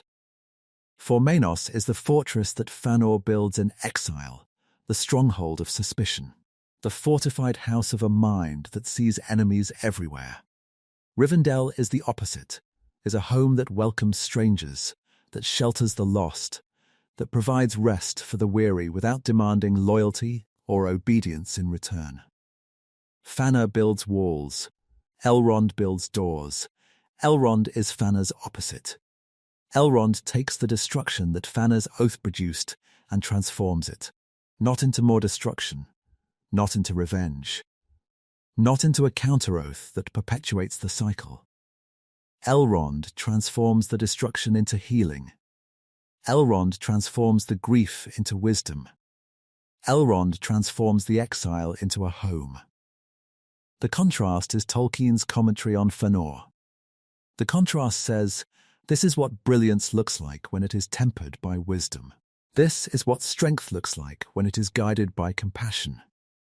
This is what the fire looks like when it is contained, when the spirit of fire becomes the warmth of a hearth rather than the blaze of a wildfire. Part 48. Galadriel's memory. Galadriel remembers Fëanor. Galadriel was there, was present in Valinor when Fëanor drew his sword on Fingolfin, was present during the Darkening, was present at the March of the Noldor. Galadriel is Fëanor's cousin, is the daughter of Finarfin, Fëanor's half-brother, a member of the extended family that Fëanor's choices tore apart. Galadriel marched with the Noldor. Galadriel left the Blessed Realm, not because of Fëanor's speech, not because of the oath, but because Galadriel wanted a realm of her own. Galadriel wanted to rule. Galadriel's ambition was different from Fëanor's, was less destructive, less possessive, less inclined to violence, but Galadriel's ambition was real, and Galadriel's ambition led her to leave the Blessed Realm alongside Fëanor. There is a tradition that Fëanor once asked Galadriel for a strand of her golden hair. Galadriel refused. The refusal is significant, is one of the very few moments in which someone says no to Fëanor, and Fëanor cannot overcome the refusal by force or by persuasion. Galadriel sees through Fëanor. Galadriel, who is herself brilliant, herself ambitious, herself proud. Galadriel recognizes the darkness inside Fëanor's fire and refuses to feed it. When, thousands of years later, Gimli the dwarf asks Galadriel for the same gift, a strand of her golden hair, and Galadriel gives him 3, the generosity is a deliberate contrast. Galadriel gives to the humble what she withheld from the brilliant. Galadriel rewards humility where she refused pride. Galadriel carries the memory of Fëanor through the ages. By the time of the Lord of the Rings, by the time Frodo arrives in Lothlorien, Galadriel has been carrying the memory of Fëanor for more than 7,000 years. 7,000 years of remembering the cousin who burned brightest and destroyed most. 7,000 years of living with the consequences of the choices that were made in the darkness of Valinor. When Frodo offers Galadriel the ring, when Frodo, in the mirror chamber of Lothlorien, offers the one ring to Galadriel, the moment is a test. The moment is a test of whether Galadriel will repeat Fëanor's error, will take the object of power, will claim the instrument of domination, will allow the desire for something beautiful and powerful to override her wisdom and her restraint. The ring offers Galadriel what the Silmarils offered Fëanor: power, beauty, the ability to remake the world according to her vision. The ring offers Galadriel a kingdom, a realm of light, of beauty, of her own design. The ring offers Galadriel everything that Fëanor wanted, and that Fëanor's wanting destroyed. Galadriel refuses. Galadriel says, I pass the test. Galadriel does what Fëanor could not do, surrenders the object of power, yields the thing that her heart desires, chooses diminishment over dominion. Galadriel, who has carried the memory of Fëanor for 7 millennia, chooses to be the anti-Fëanor, chooses to let go where Fëanor held tight, to yield where Fëanor grasped, to diminish where Fëanor burned. The refusal of the ring is Galadriel's redemption. The moment when Galadriel proves that she has learned the lesson that Fëanor could not learn, that she has overcome the ambition that once led her out of the Blessed Realm, that the 7,000 years of exile have taught her what Fëanor's fire never permitted him to learn, that the greatest act of power is the refusal to use it. Part 49. The Noldor after Fëanor. The Noldor never recover from Fëanor. The Noldor survive him, survive the oath, survive the kinslayings, survive the war, survive the exile. But the Noldor never return to what they were before Fëanor. The Noldor before Fëanor are a united people, a single nation, living in the Blessed Realm, governed by a single king, sharing a single culture. The Noldor after Fëanor are a fragmented people, divided into factions, scattered across Middle-earth, carrying the stain of kinslaying and the weight of the doom. The Noldor's kingdoms in Beleriand are Fëanor's legacy, are the kingdoms that the Noldor build in exile, the realms that Fingolfin and Finrod and Turgon establish in the lands east of the sea. These kingdoms are magnificent, are expressions of Noldoran genius, of the craft and the culture and the ambition that the Noldor carry with them from the Blessed Realm. Gondolin is one of the most beautiful cities ever built. Nargothrond is one of the most impressive underground fortresses ever carved. The Noldoran kingdoms are achievements of the First Order, and they all fall. They all fall because the Noldor cannot unite. They all fall because the division that Fëanor created, the division between the House of Fëanor and the House of Fingolfin, the division between the Shipburners and the Ice Walkers, prevents the Noldor from presenting a unified front against Morgoth. The Noldor fight brilliantly. The Noldor fight heroically. The Noldor fight with a courage and a skill that would be sufficient to defeat any ordinary enemy. But Morgoth is not an ordinary enemy, and the Noldor's internal divisions give Morgoth the advantage he needs. Every fallen kingdom in Beleriand is a consequence of Fëanor's choices. Every Noldoran city that burns, every Noldoran army that is routed, every Noldoran king who falls in battle, all of it can be traced back to the division that Fëanor created, the oath that Fëanor swore, the ships that Fëanor burned on the shore of a continent that his pride would not share. Part 50. The question of sympathy. Should we sympathize with Fëanor? The question is harder than it seems. The question is harder because Fëanor is not a cardboard villain, is not a cackling, hand-rubbing, moustache-twirling antagonist whose motives are simple and whose character is flat. Fëanor is a complex, deeply human, fully realized character whose motivations are comprehensible and whose tragedy is genuine. The question of sympathy for Fëanor is the question of sympathy for brilliance that has gone wrong. The question of whether we can mourn the potential that was wasted, even while we condemn the destruction that was caused. Fëanor lost his mother. Fëanor's birth killed the woman who bore him, took her from the world, took her from Fëanor, left Fëanor with the knowledge that his existence was purchased at the price of someone else's. The loss is foundational. The loss shapes everything that follows, shapes the intensity, the possessiveness, the desperate, clinging, all-consuming need to hold on to the things that matter.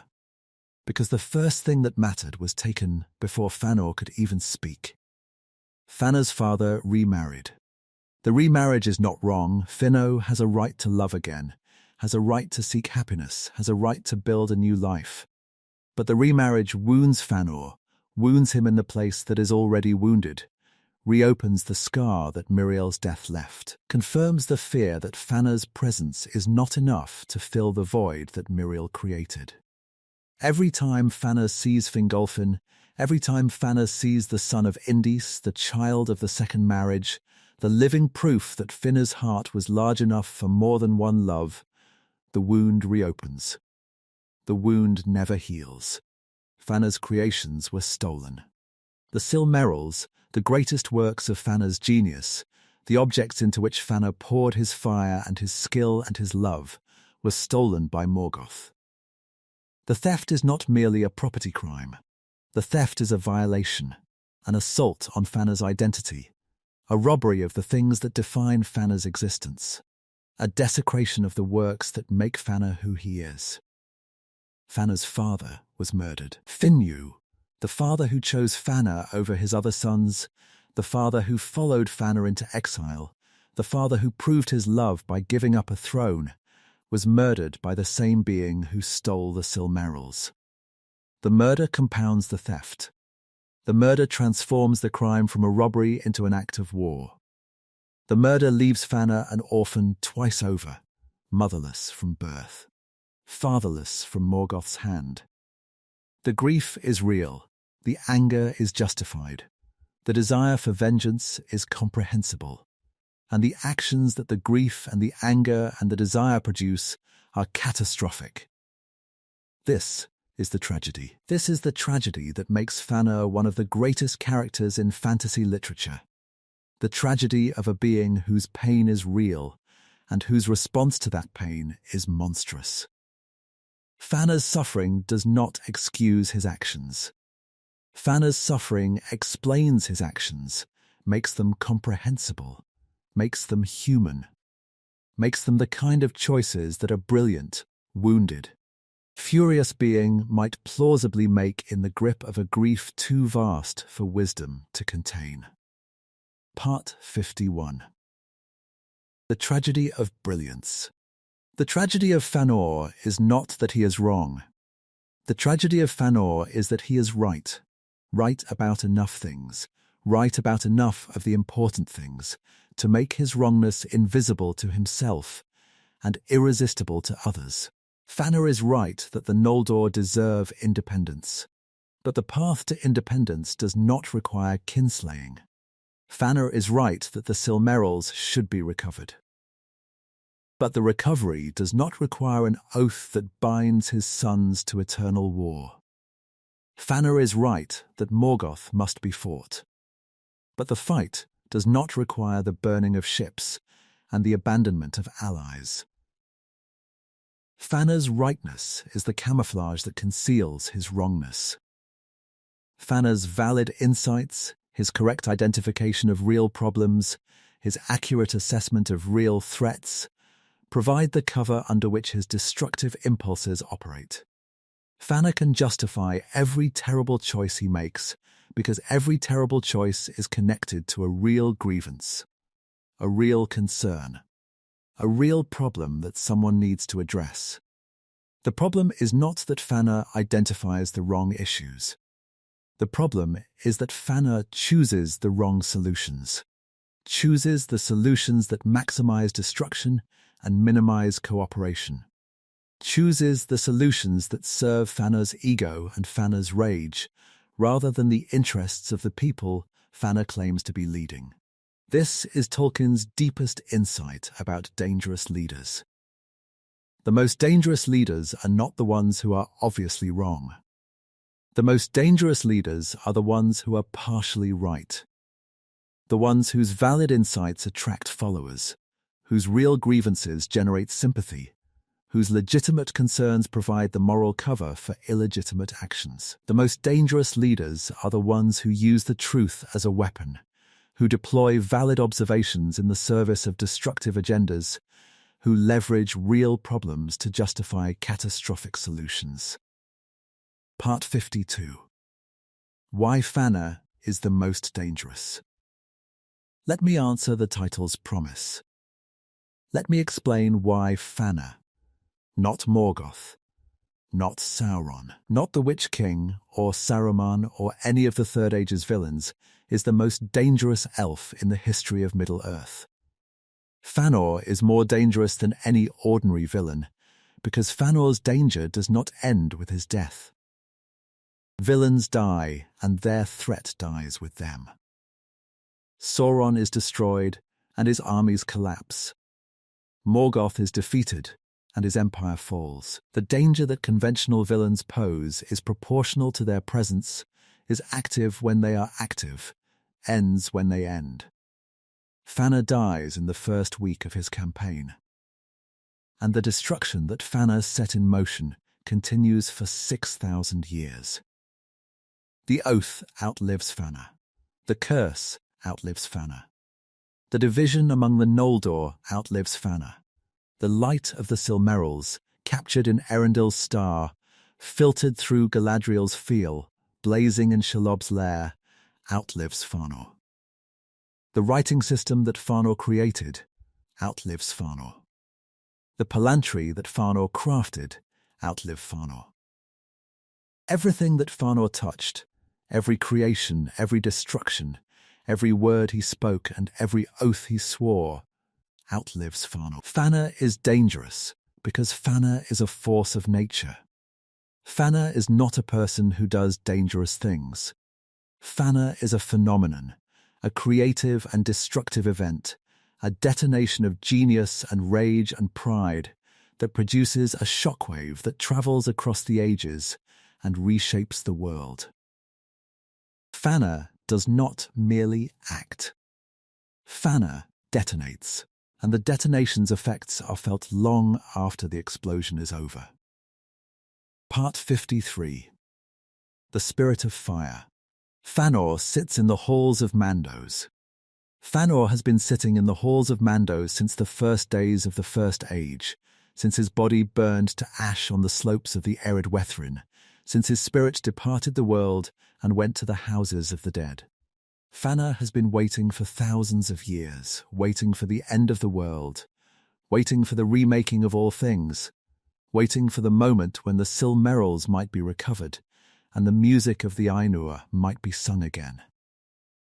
What does Fëanor think about? What does the Spirit of Fire contemplate during the millennia of his imprisonment? Does Fëanor regret? Does Fëanor repent? Does Fëanor, in the silence of the halls, recognize the scope of the destruction that his choices produced? Tolkien does not say. Tolkien leaves Fëanor in the silence of the halls, leaves the Spirit of Fire in the one place where fire cannot burn, where pride cannot shout, where the charismatic force of Fëanor's personality has no audience and no effect. The silence is the judgment. The silence is the punishment, is the confinement of a being who defined himself through creation and through speech to a place where he can create nothing, and where his words reach no one. But Fëanor is not forgotten. Fëanor is remembered by the Elves, by the lore masters, by the scholars who study the Silmarillion and who debate Fëanor's legacy with the same passion and the same division that Fëanor provoked when he was alive.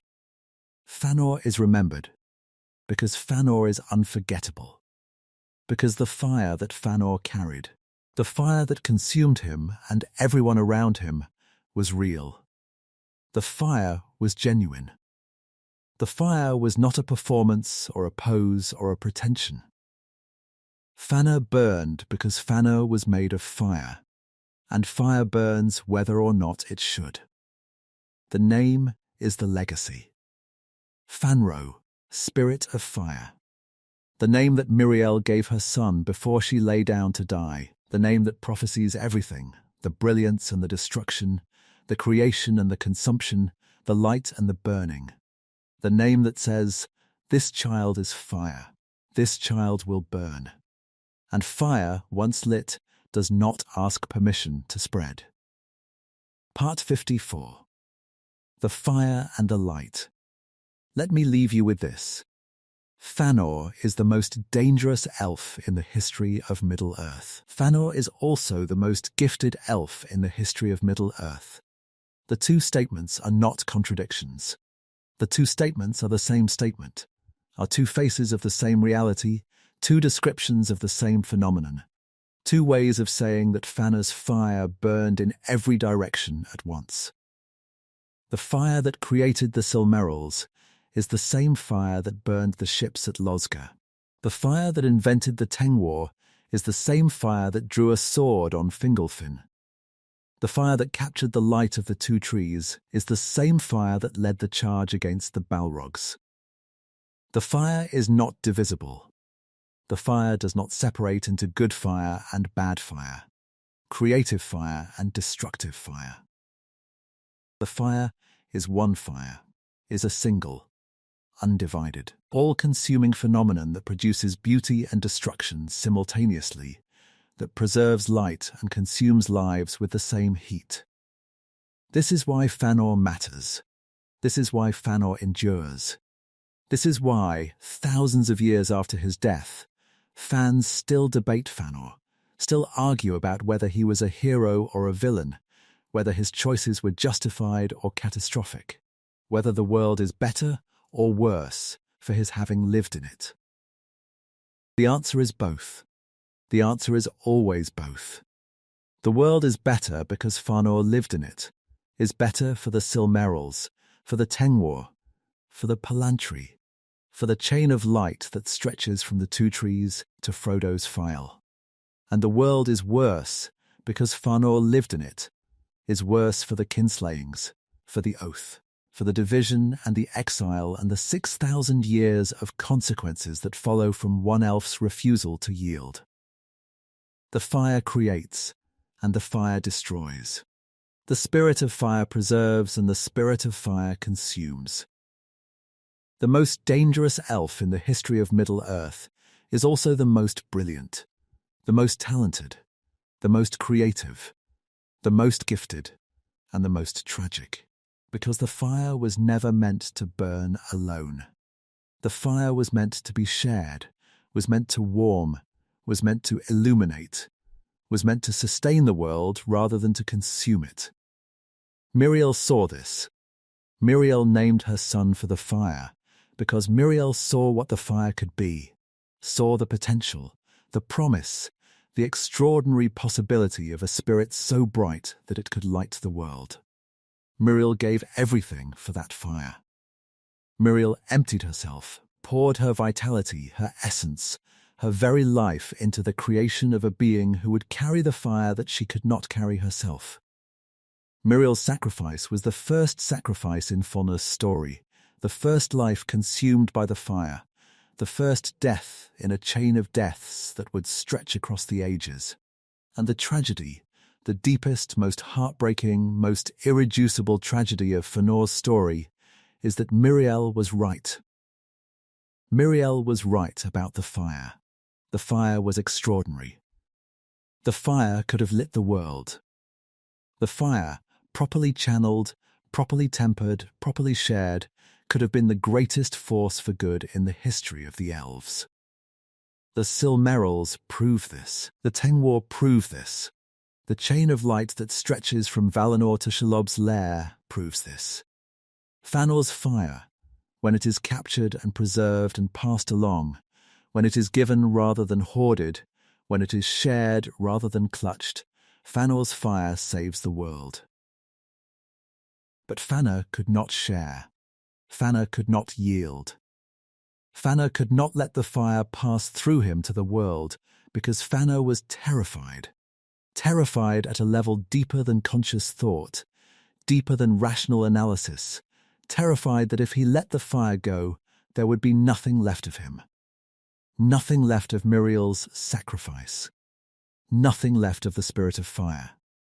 And so Fëanor burned, and so the world burned with him. Thank you for walking through the fire with me tonight. Until next time.